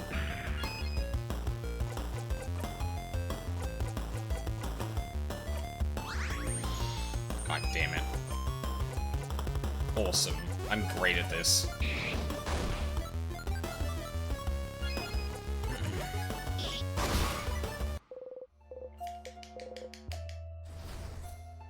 But yeah, I'm sure there might be a realization eventually about that.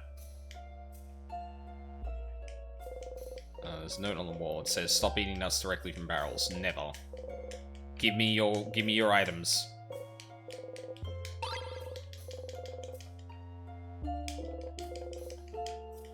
Gimme. Huh? You okay, buddy? What's up with the barrels? Oh, oops. Key could be in there? Well, that's not false, I guess. Anything could be in there. A key, a crest. Some tonics? Maybe a sword. I don't think a barrel will hide a sword, Boniface. You don't know that. What if it's a tall barrel? Door is locked. Keyhole shaped like a hand in the thing position. Yup. Fuck. You.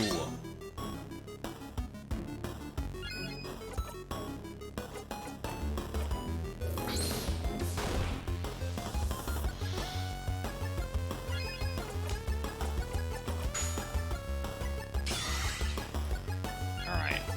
I actually haven't seen these two in a while. Been a fucking while. Paper. Nice. Turn it back to Odile to basic attack. And jackpot. Nice. I honestly should have been strategizing around the jackpot a lot earlier. Ooh.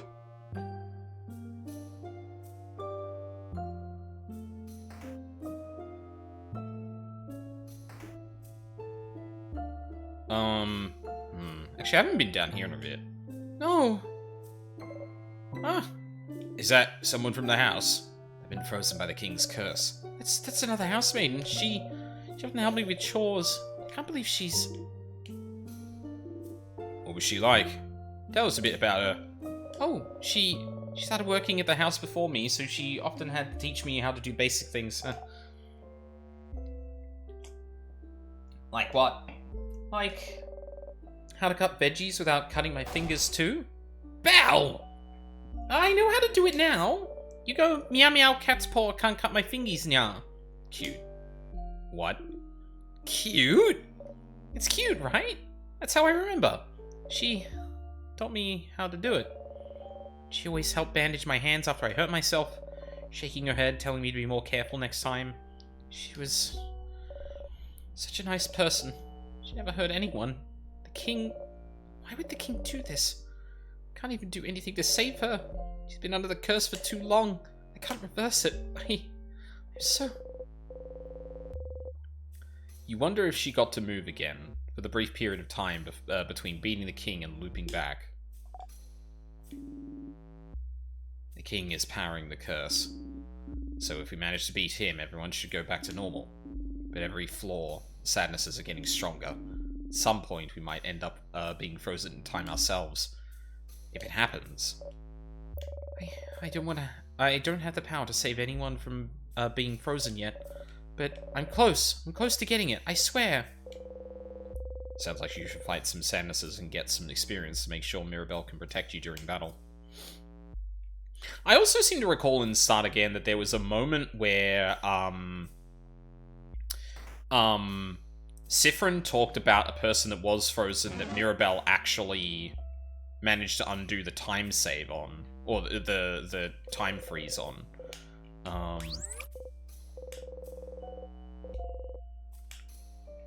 And I don't remember if we've been to something, or if something similar's happened yet. I don't think so. Oh. While passing through, you take a deep breath and... Whoa! Just don't poke my side, Sif. I'm ticklish. Oh, that's wonderful information to have. You feel lightheaded. Huh? What did they mean by this? Siffrin? Whoever took care of them. Dying plant. This plant looks tiny and cute. I guess? No, it's not. No, I see what Sif means. There's a certain charm to it. It's cute. I hope it grows up to be big and strong. It better. You hear me, plant? I believe in you. Grow big and strong. You smile. But yeah, I wonder, because in so far, the only impetus, or so far that has been the impetus for the unfreezing magic, but in Start Again, I'm pretty sure there was like an extended dialogue that talked about the party actually restoring someone. I can't remember if it was someone specific or not. And they were like distraught at what was happening, and it was almost impossible to console them, and it just like traumatized Mirabelle even further. God, I wonder if anything like that is gonna happen. Well, that's the head housemaiden's office. Someone like her definitely has some good stuff, right? Like keys, like snacks, like information. Let's look around. Childish drawings of the head housemaid. A closet. It's full of boring administrative papers. Some notes about the king. The head housemaid must have been looking for more information about him. Why do you even call the king the king? Valgard isn't a monarchy. Isn't king just a title he chose? Yes, but he chose it. Calling him something else would be rude. Yeah, that's just basic manners. You wonder if calling him king might have given him more notoriety than he should have. But... so the king is a name that he chose? Maybe that's something you could ask him about. Change ornament. Statue of the Change God. It's been destroyed. Change ornament. Bookcase is filled with books of various subjects, various boring subjects. You leave the bookcase alone. Out of spite, I will not read anything on this bookcase. Childish drawings of the head housemaiden. These papers again. Pile of papers. You take one at random. It's a petition to serve. Ah, okay, right. What's this? Some paper in ink. On the paper, you can see a spreadsheet of some kind. There's 2 columns, one filled with names, while the other one... wait, sorry. There's 2 columns, one filled with names, while the other only has 1 or 2. The first, full column, is titled Save Valgard. The second, near empty column, is titled Other. What could this be about? A chair. But there's only one, so it'd be rude to sit down. Boo. Head housemaiden's massive desk drawer. You start looking for the key. So this is the office of... the head housemaiden of the House of Dormont. She's wonderful. She manages the house and makes sure everyone is happy and fulfilled. She organizes a lot of events too. She's also a great crafter. She always creates wonderful items that makes everyone's lives easier. She taught me so much. Most of the craft skills I know I learned from her. She was the one, wasn't she? The one who was supposed to... Yes. She's the one who was supposed to defeat the king. But the king was too strong and attacked out of nowhere, and now... I don't know what happened to her. When I fled the house, the king might have already... But don't worry, Mira. If she's that strong, I'm sure we'll find her safe and sound eventually. Yeah, positive. I have to stay positive. You pick up the key taped to the underside of the drawer. You found the rock key. Yippee! You put the key in your pocket. Well, right.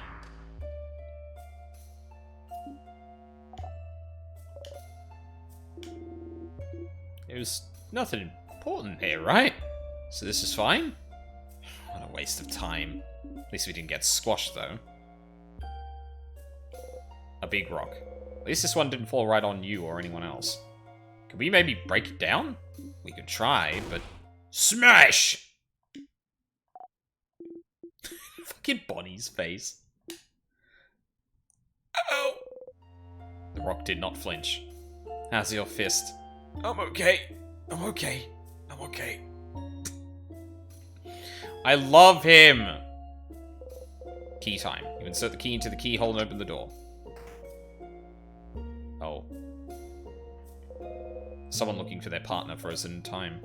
Oh, this is... I don't know. I've seen them around sometimes. I think there's someone's partner? Someone's bonded partner, even. Look at their earrings. Aren't they bonding earrings? You look at them. The left ear has a beautiful dark dangling earring, and the right, a simple transparent one. Earrings have different but complementary designs. How romantic. I wonder which one half is theirs. Oh, crap. That's the other half. Didn't give it to their partner yet. We have to find their partner. And give them the earring. Time to find their partner. Did we not do that before? I don't actually remember. Alright. Bookcase is filled with theatre scripts. The Balgardian comedy you remember liking is still here.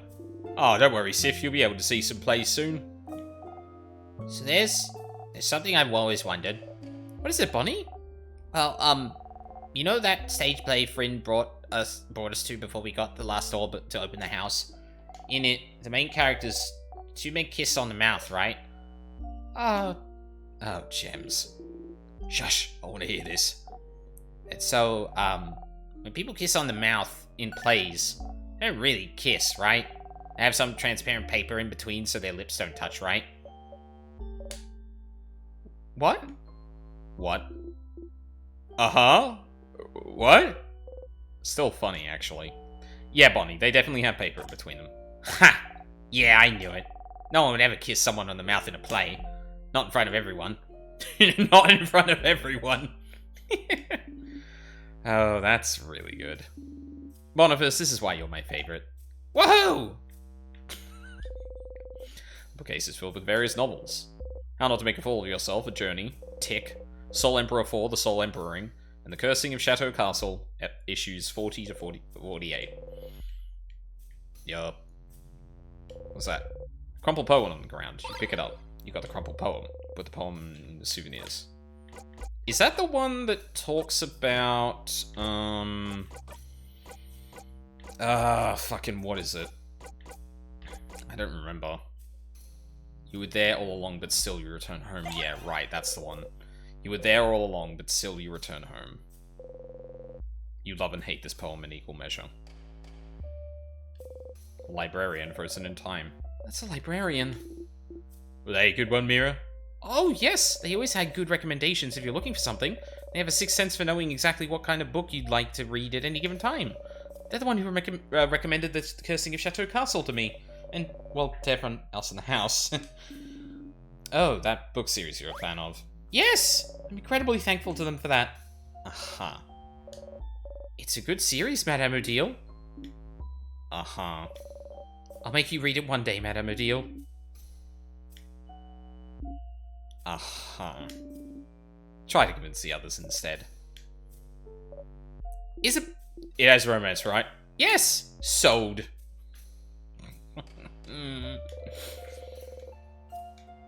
Pile of books that have been checked out of the library. Book that seems a little too heavy for the table it's on. This book... Ooh. That was a very weak boo, Isabeau. Haha, yeah, I'm a spooky prankster. An empty table. Some vials, you pick them up. Sweet tonic, CP. A list of books that have been checked out. Okay, yeah. The bookcase is filled with random books, from novels to picture books, massive research essays. Which book would you like to examine?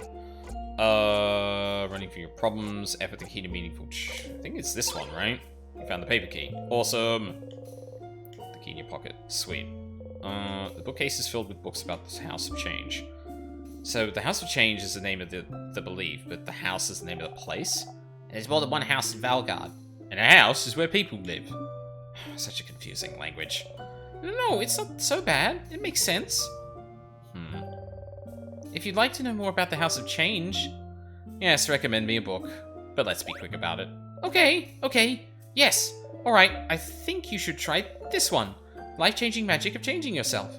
This one is a little abstract, but it is all about our beliefs in the change god.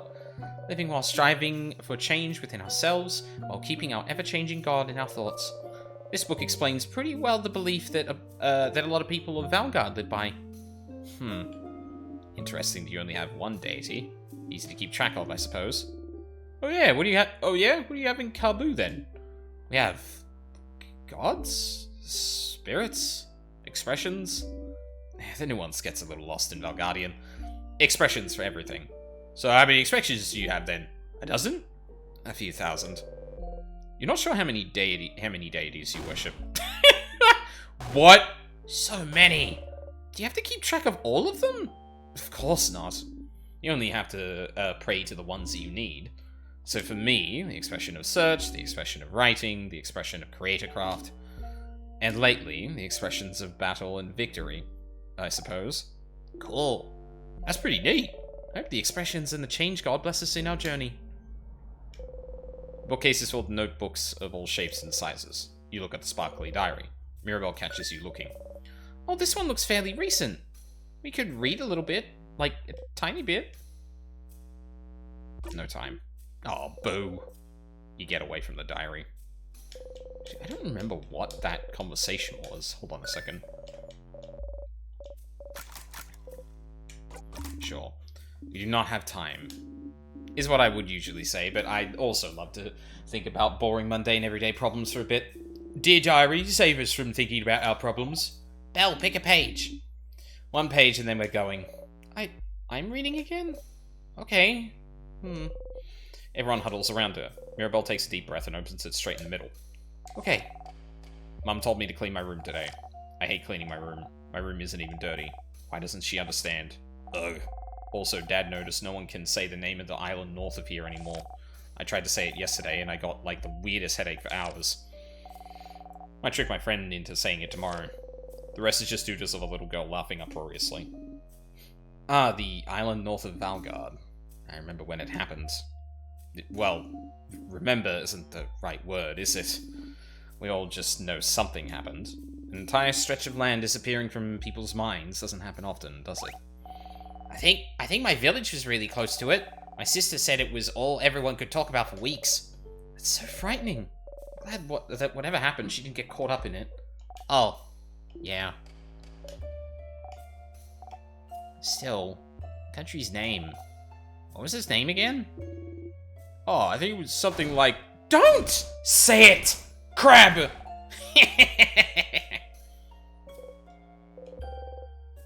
You can't even think its name anymore. You press the switch. Oh yeah, secret library. Or maybe there's something about stars in here. What? What the gems? Secret passage! But how did you... I just touched it and it opened.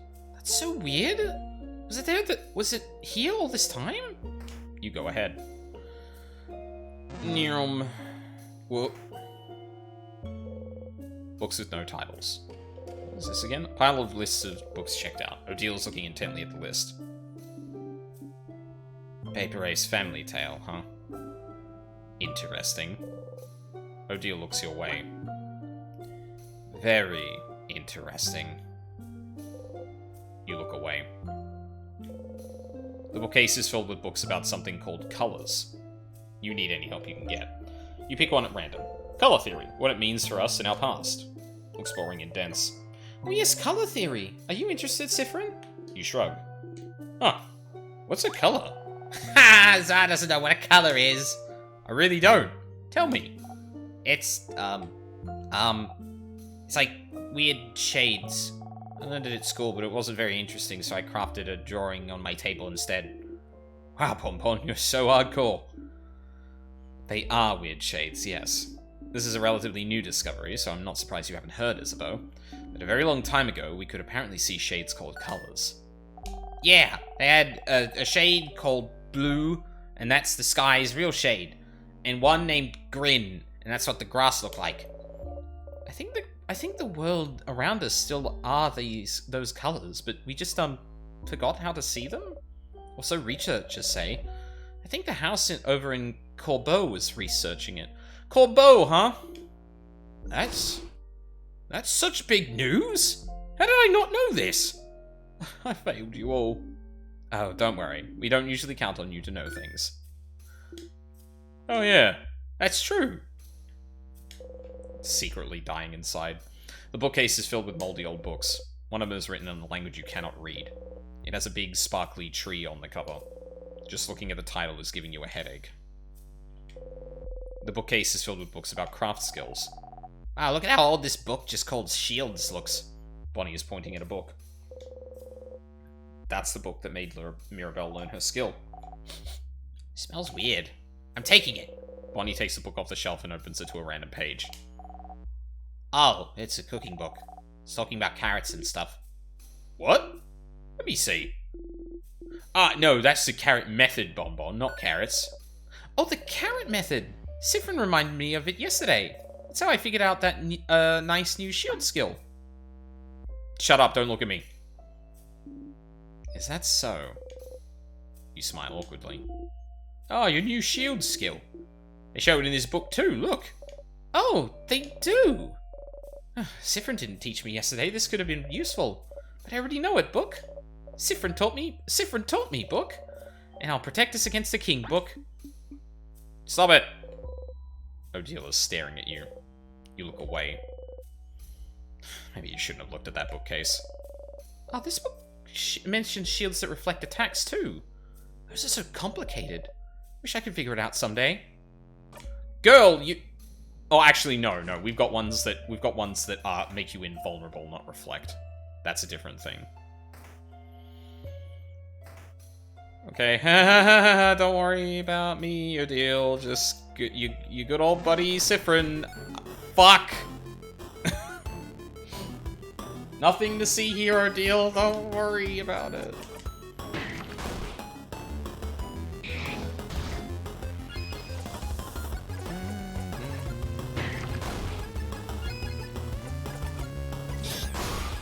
Oh, damn. Go off then. Everyone leveled. Oh, not everyone. Most of them leveled up. fuck. Okay, that's fine.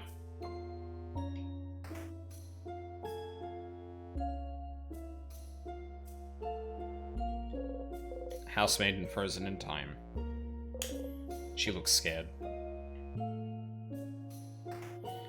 I do have to wonder if if the game is ever going to expect me to do like a perfect run of things, like getting all the ingredients for the bomb, doing certain things like in the right order, on the right floors, things like that. Like, it hasn't expected me to pull off anything like that yet, but like we should be getting very familiar with the whole thing. So 2 rows of tiers, but only 1 crest. So we have to decide which to go. Oh, actually, no. I better watch the in monologue because I don't remember which way is the right way. Why this way? Manly man's intuition. Ah, that's stupid. You're stupid. I vote this way. Why this way? The smart kid's intuition. It's also the way. It's also the way Tsar didn't choose. So I'm with the kid. It's been a while since we teamed up, hasn't it? Yeah. We're the opposite sides of the Age Spectre Alliance allies.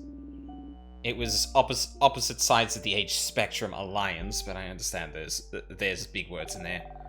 Opposite sides of the Age Spectrum Alliance. Spectrum Alliance. Aw. Mirabelle, my friend, my sister from another mother. Please? No, Belle's with us. I'm with Isabeau. Yes! Belle and Beau. Beauty Alliance. Beauty Alliance. Ha! What kind of name is that? Do you guys spend the day looking pretty? How dare you? Also, yes? Just look at us. Isabeau strikes a pose and Mirabelle follows suit a beat later. They both look striking. Oh. We have all chosen a side, so that only leaves Siffrin. You're the tiebreaker. Go down for the key. Yes! We will not forget such a terrible set. Okay, yeah, I'm good. Yeah. I don't need to see the rest of that. Cool. I forgot what's over here first. The door is locked tight. Oh.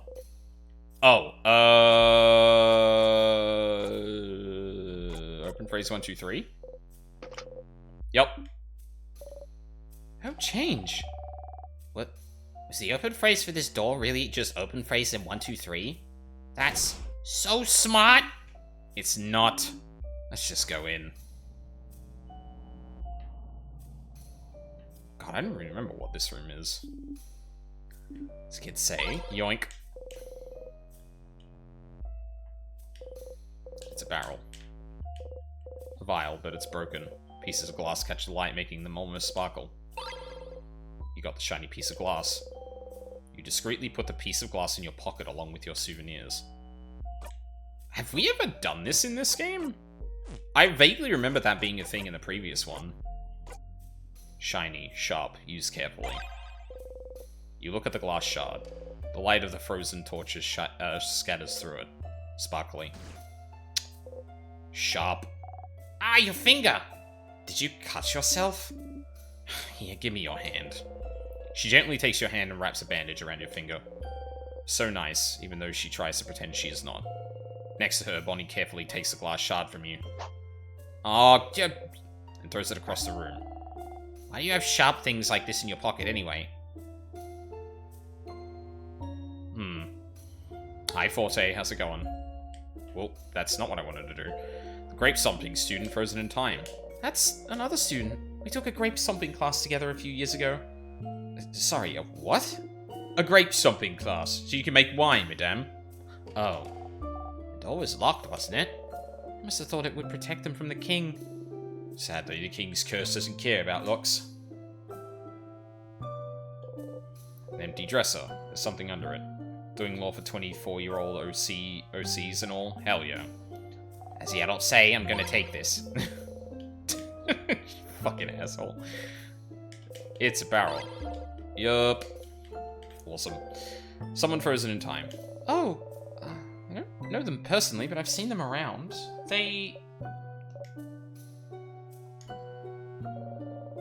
don't know anything about them. Mira, I'm trying so hard to remember anything about each person I see, but there's so many people I know nothing about. They're not dead, you know. All we need to do is beat the king to break the curse, and you'll be able to get to know each of them as much as you want.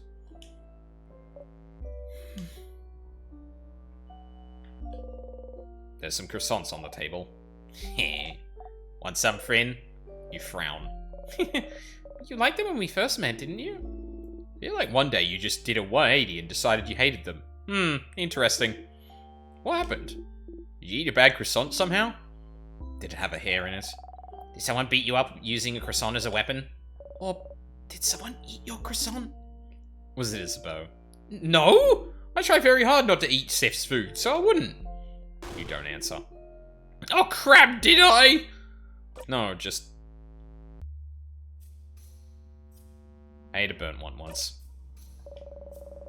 And that was enough to swear off croissants forever? You nod. You know, I wouldn't burn a croissant. I'm good at baking. Yeah, you're really good, Bonbon. Good baker, Bonbon, good baker. Isabeau pats Bonnie's shoulder proudly. There's some croissants on the table. Okay.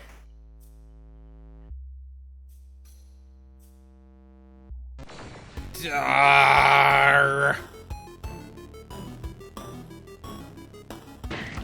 Fug.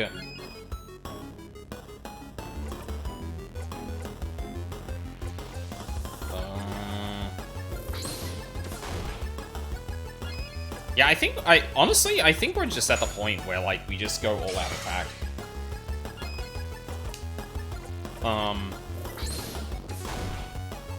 Jesus Christ.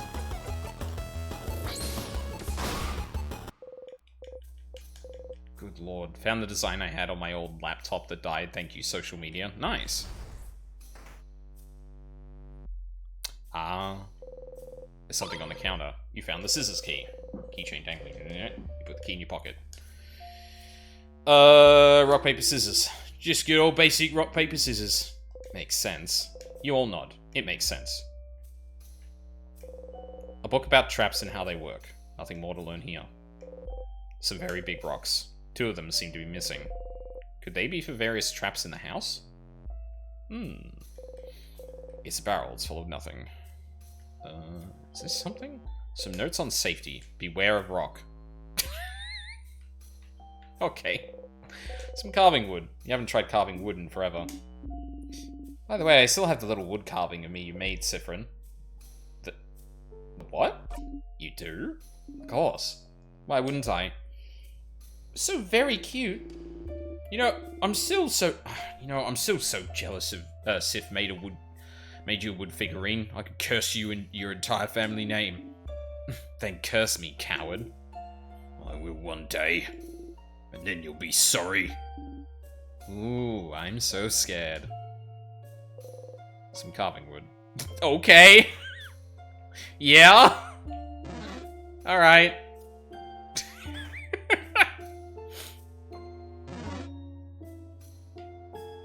Whoop. Nope. Juked. Get juked. Get juked, idiot. Okay, I think that's everywhere then? Shit.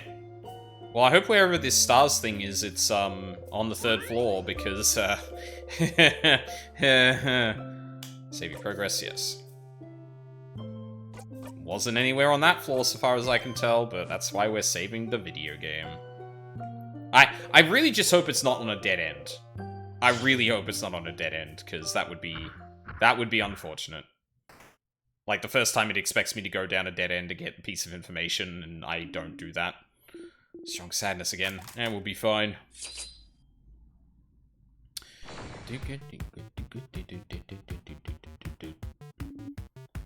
Two sadnesses. Get ready, everyone. Now we go for the buffs.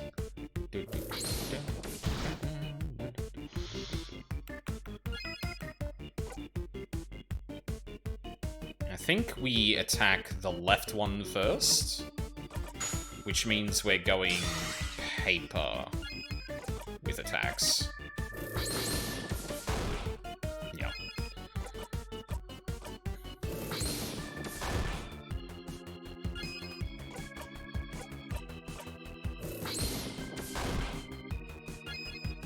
Oh, perfect.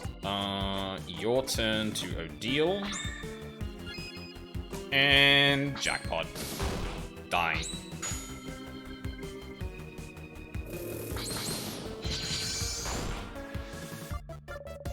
Long-haired one is doing something. It sacrificed itself. Gave the other one more strength in the process. Now we go for scissors. Not that I think it's gonna matter. Lamau. Go, Bonnie! Yeah!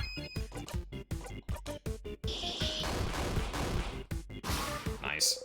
Wow, that was a fucking blowout. Holy shit. Lovely moving cure. Oh! I went into this battle without the means of getting people unstuck from being frozen in time.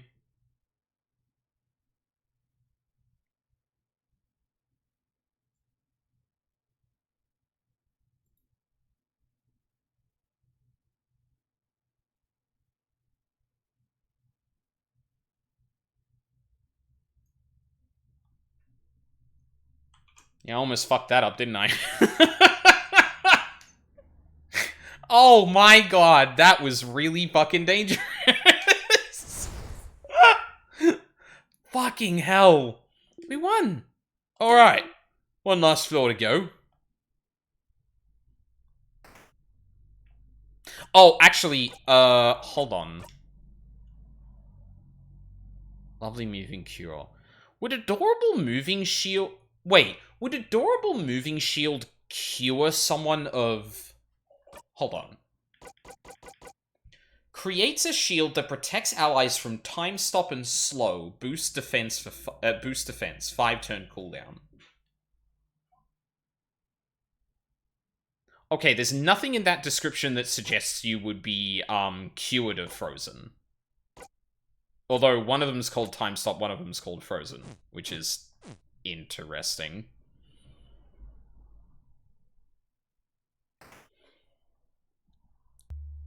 Yeah, but like Path of Exile wording sometimes there's a difference between, for example, there's a difference between being immune to and unaffected by. Sorry, no. There's a difference, for example, between like you can't be poisoned and you are immune to poison. One implies that it cannot be put on you. Another implies that even if it is on you, it doesn't do anything. So I'm looking for wording like that, of like, this makes you immune to time stop. But it says it protects you, which sounds like it needs to be inflicted on you to gain effect. So, yeah, it wouldn't work. This room feels safe too, doesn't it? Break time? Maybe not. You might still have a lot of... What was that? It was my tummy, sorry. That was so loud. How hungry are you to be this loud? I didn't get this swole by skipping meals. Ugh. Anyway, let's take a break now. Bon Bon! How much longer until the snacks are done? 5 minutes! Okay, take your time. Hey, everyone. Hey. So, we haven't brought it up yet, so, I have a question. A secret adult conversation for adults, no kids? Do you not want Boniface to hear? Yeah. If we're sure they won't hear, then yeah. Say it normal volume. I'll say it normal volume. Bonnie forgot to tie their shoe. You give a thumbs up. Oh, gems, they actually did forget. Someone better tell them later. Good. Okay. So, if any of you bites the dust, what should we do with your body? What? Yikes. I'm sorry. I'm sorry to ask. I know it's not the best moment, but most of us have different beliefs, don't we? So, well, in case, change forbid, one of us dies today and the others are able to honor your body, how should we do it? Like, Madame Odile, is there a Carboon way, or... No, it's a valid concern. Well, in Carbu, you burn the body and take the ashes to a gem maker to transform them into a diamond, but that won't be easily feasible, will it? You change into a diamond? Hardcore. But if that's not doable, you can donate my body to any house in Valgard. If Valgard is saved, I'm sure they'd have a use for the body of a savior. Well, the House of Change recommends burying your body under a tree so our body can nurture the nature around it. Be part of change and all that. Is it the same for you, Isabeau? I mean, I'll be dead, right? So I don't really care that much about Leia. And for, well, Bonnie, what should... Why are you all even... Why are you all even talking about what will happen if we lose? Bonnie! You were listening? I'm a master cooker, so I can cook and listen to you guys talk. I think it's stupid to worry about what's going to happen if we lose. But, Bon. No, listen. Because me and Friend promised, you know? Friend promised we wouldn't get hurt protecting people anymore. Oh, no. And I promised I'd protect Friend. So if I protect Friend and I protect all of you. So if I'm here, no one will get hurt. That's a Bonnie promise. Bonnie looks at you and offers you a big smile. Bonnie...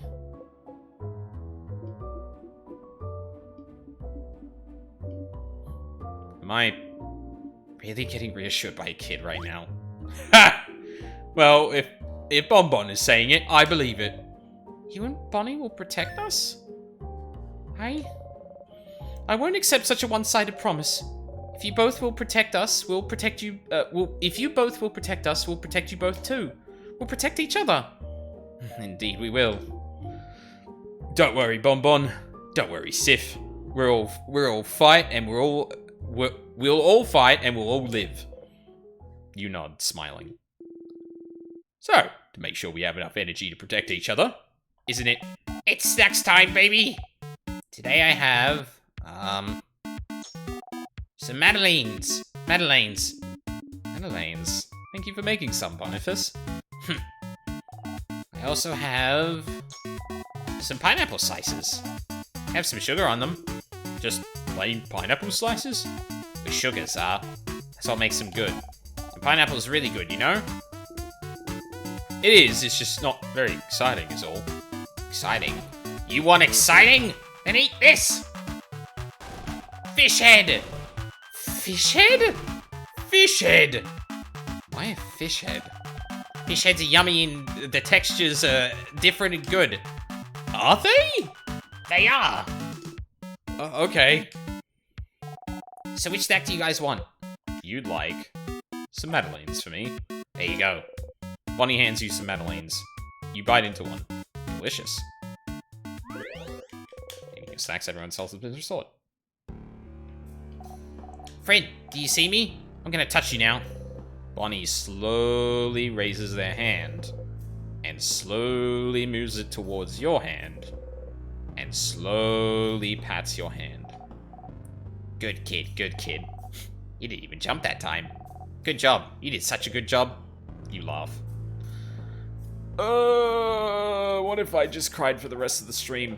Friend! Bonnie gives you a thumbs up. You give a thumbs up back. Fuck yes. Siffrin!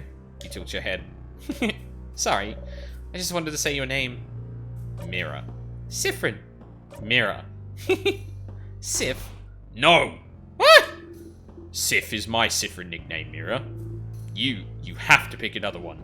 I'm sorry. I won't budge on that. Gems alive, Isabeau. Would you get a fucking room and just admit it already? You're killing me here. I mean, what? But you and Siffrin share Mira? It's not fair. That's true. Alright, in the spirit of fairness, we can get joint custody on Sif then.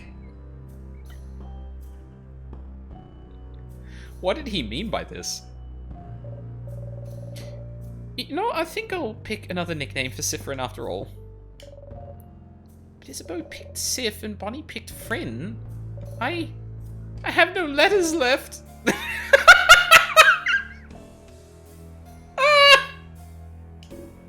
Psst. Sif, thank you for talking to Bon Bon yesterday. Why?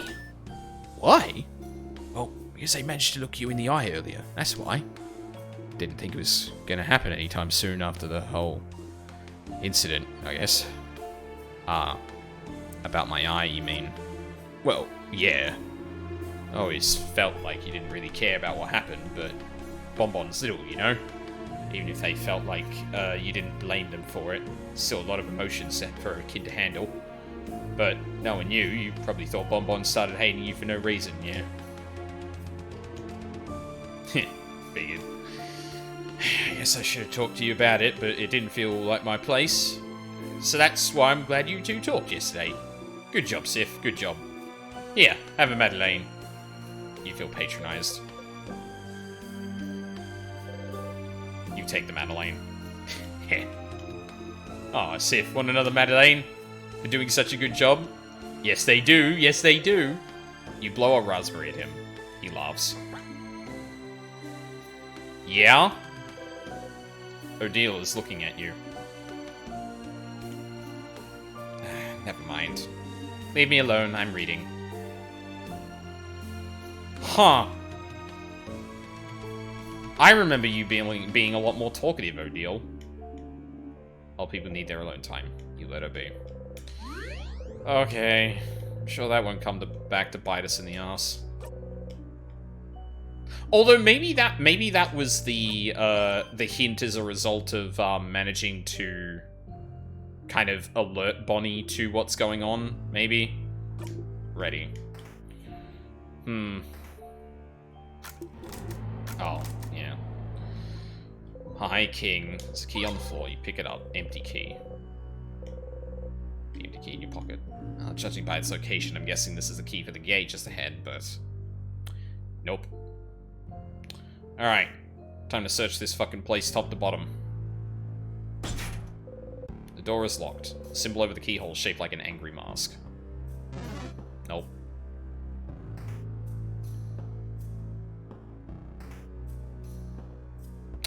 Mirror. A mirror. You and your allies are reflected in it. You smile at the picture. And you can see the key, you can pick it up. Smiling key. Yippee. Okay, can't go there. Angry Mask is the door that we go past here, but let's go down bottom right and double check about what's... Fuck!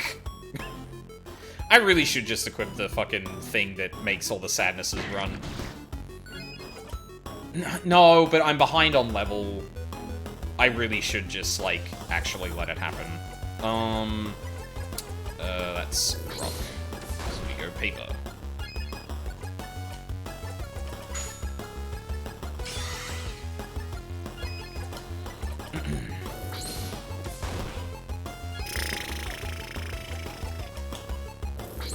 Die.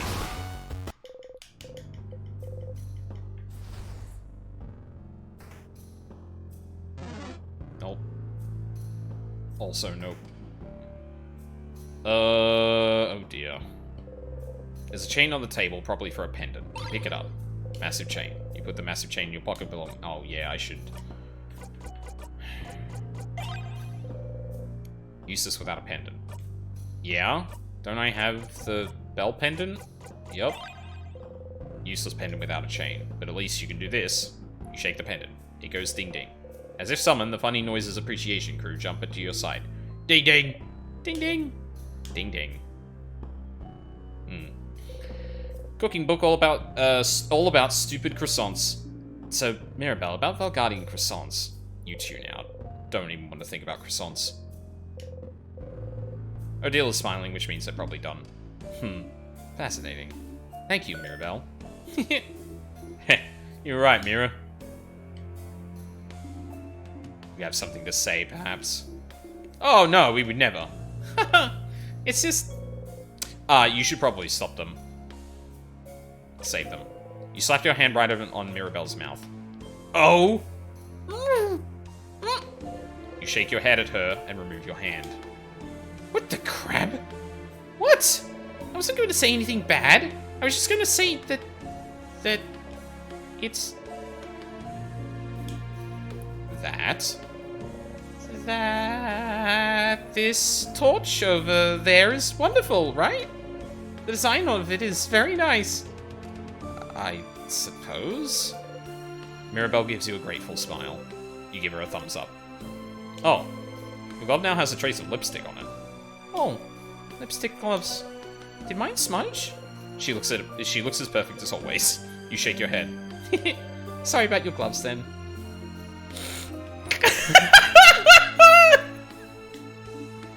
There. Odile absentmindedly pats Isabeau's shoulder. Huh? Huh?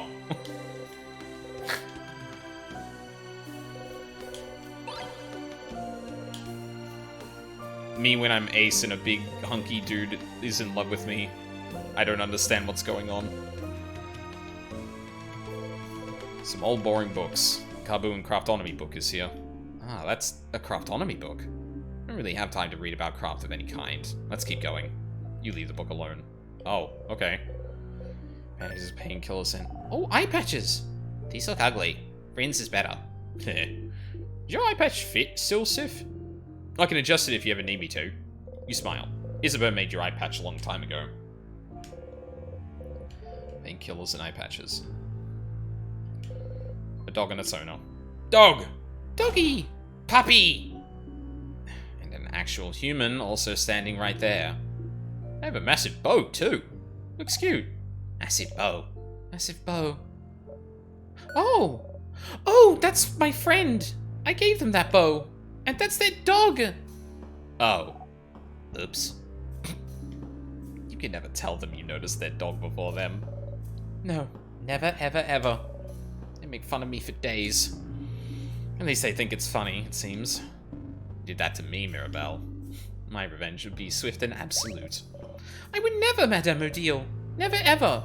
This was a one-time mistake. Glad they're with their dog, at least. They're not alone.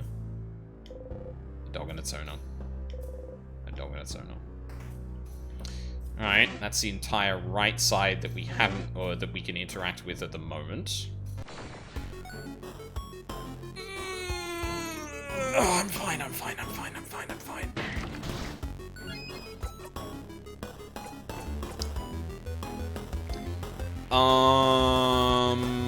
You know what? Let's go for paper.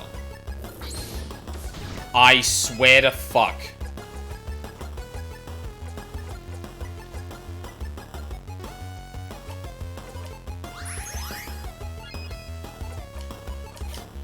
Motherfuckers. Don't you fucking dare.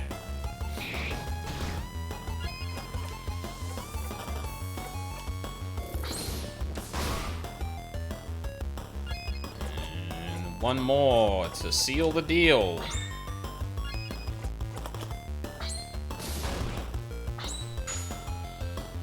Hopefully.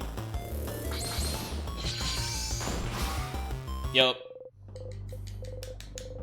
Mirabelle is now level 48. Alright. Left side now. Left side this time. Good thing for that. This is the little statue room, isn't it? Clothing contains tools to make pottery. There's also 2 salty broths. Yippee! There's a barrel. Something in there. Crafted waters.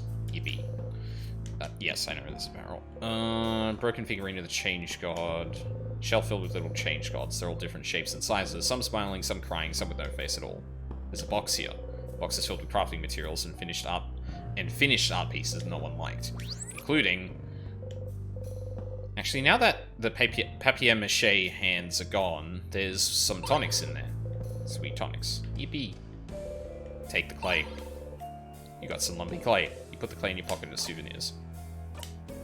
Never found out what this is for. Where's the clay? You mold the clay into a plate and pierce a hole in the middle. Okay. Can I do more with it? Hidden in your pocket, you squish the clay between your fingers and try to breathe.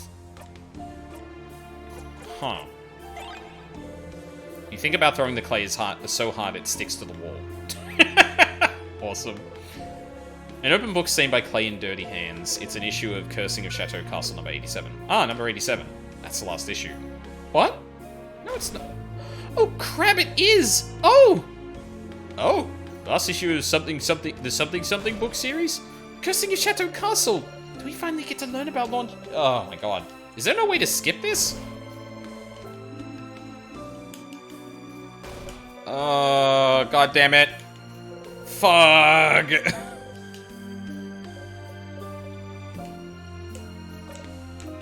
Why can't you skip this? That's so weird. He was just a guy.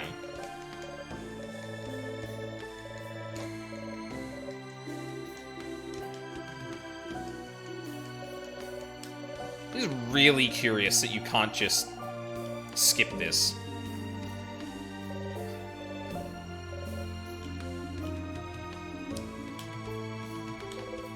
An open book stained by clay and dirty hands. It's an issue of Chateau Castle, issue number 87. Some weird looking tools to make pots. You forget what they're called. Pottery wheels, Sif. Ah, we've gotten this one before too. Pottery wheels. An oven for clay. It has a name, but you can't remember right now. It's a kiln, Sifrin. Oh. Pottery teacher, frozen in time. Oh, that's... Earrings! Isabeau is pointing at a dark earring with the same design as the person from before. Same earring! The partner! They only have one earring! We have to give them the earring!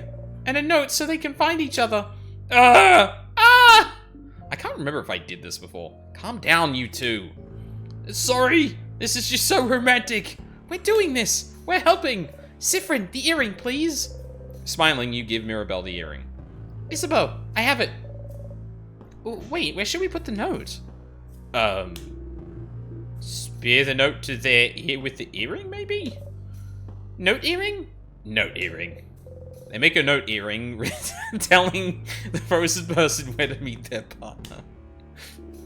I'm getting a little emotional over here. Me too. Hope they'll find the note and get to meet. Considering how the note is attached to their ear, I think they'll notice. Actually, no, I've got the fast forward button. We have seen this before. It looks stupid. Looking stupid is nothing in the face of true love. Isabeau, you're so right. You wonder if they had time to meet each other before everything around them looped back. Ugh. Sifrin. Buddy. Key time. You insert the key into the keyhole. Fuck off. Oh, it's my room. Yup, sure is. It's a barrel, various nuts. Barrel. Fucking come on. Barrel. There we go. Super sour tonic. Nice. Closet filled with unsafe looking potions. She already making bombs. Just with all the materials she has in here, it looks like she was learning how to make craft bombs. What? No! Was she? I'm just saying. She has the materials to make a craft bomb. Looks like she didn't finish it, though, if it makes you feel better. How do you know how to make a craft bomb? I learned it while I was studying to become a defender? But isn't that just common knowledge? I've never learned that. I never learned how to make a bomb. I know I'm a kid, and you'd think I definitely know how to make bombs, but I've never learned either. Oh! What else does it need, then? Why? Sir, we have to throw a bomb at the king. It'd be so funny. What? Yes, it would be funny. It would. What else do we need? You made some stuff already, so we just need... Isabeau starts explaining what you need with very confusing words. What? Use simpler words, sir. There's already a short gizmo gadget here, so we just need a long thingy thing and a secret ingredient. Oh, okay. Makes sense. It doesn't. Time to find those things! You got the short gizmo gadget. You put the short gizmo gadget in your pocket along with your souvenirs. Yeah, I'm pretty sure we missed the long thingy thing, so, rip. Pick them up. Pepper juice, thyme juice, ginger juice. Safekeeping. Papers for complicated things. Mirabelle's roommate. It's my roommate's bed. Do you think she's okay? What is she like, this roommate of yours? She's the worst. She's the worst. I really don't like her. Oh? I didn't know Belle could hate people. She doesn't clean her side of the room ever, and she leaves her experiments and weird potions around everywhere. And she always sings way too loud, and when I ask her to maybe change songs and sing something I might like, she always tells me, "No can do, princess." She's mean and has no respect towards others. So, a normal roommate. Maybe! But, even so, not seeing her around really worries me.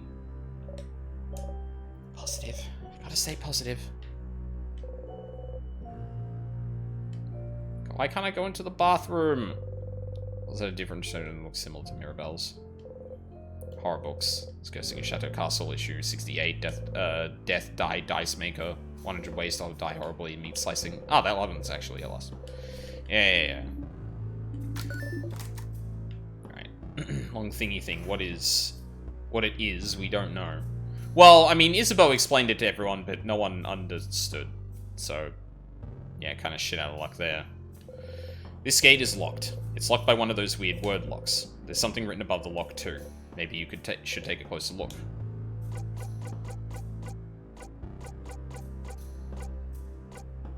Look at it curiously. You look at it.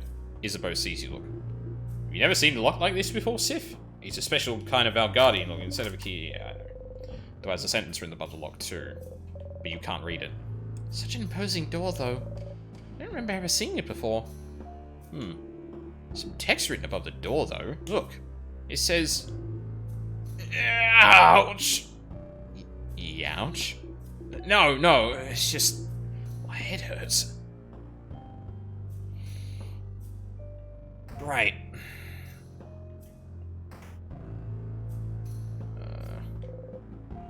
Paper and a pen. Looks like someone was in the middle of writing down their change. You stay away, but Odile starts to look closer. Ah! Hey, don't look, it's private. Just because everything's... Drink lots of milk. Milk makes me sick sometimes. You tie your hands to a pillar and tug on your feet really hard. Worth a try. Anyone have rope? I'm sorry I brought us to this point. Let's stay focused, please.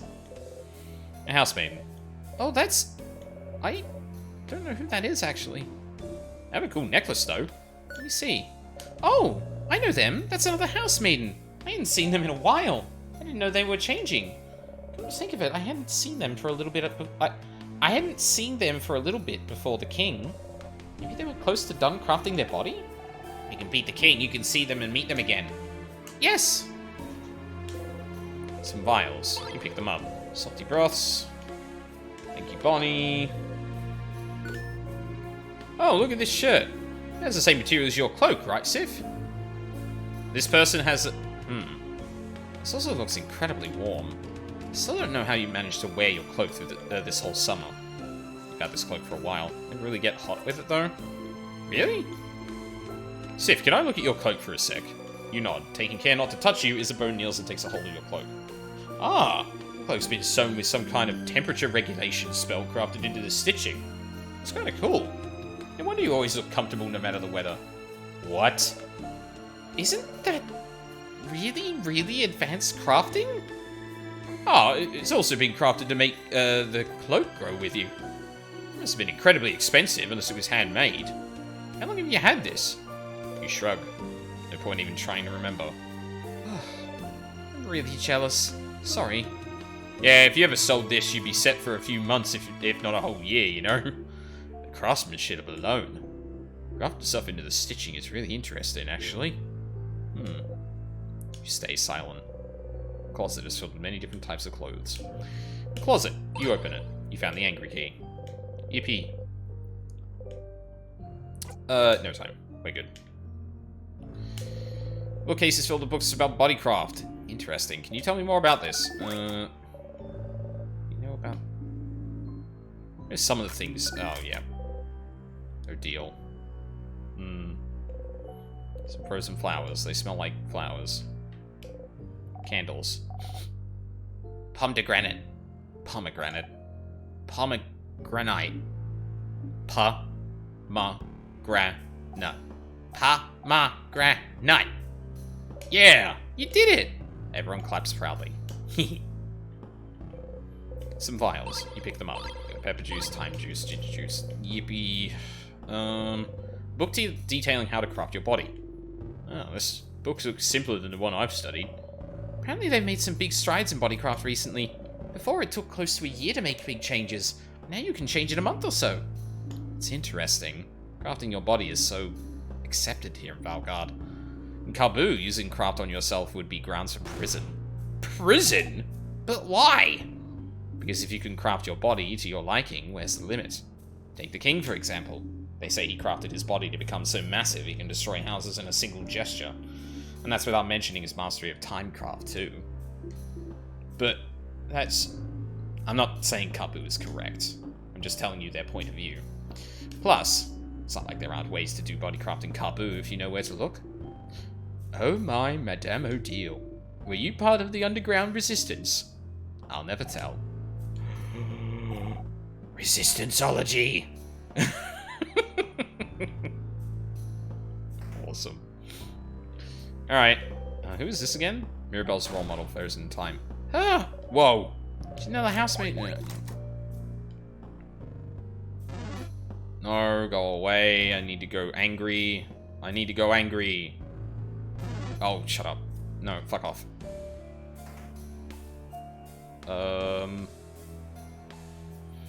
You know what? I'm gonna go save. Just in case. So I at least have a way of, if I need to go back to this floor for whatever reason.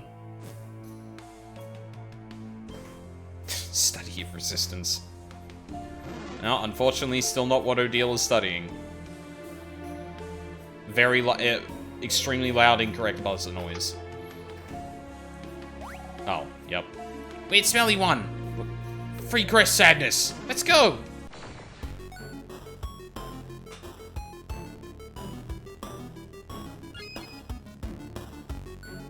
You know, I just had a thought.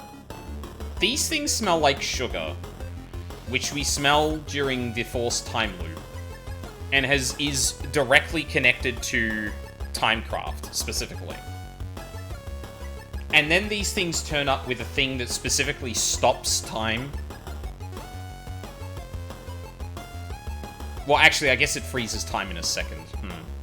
Maybe that's not as thingy as I thought.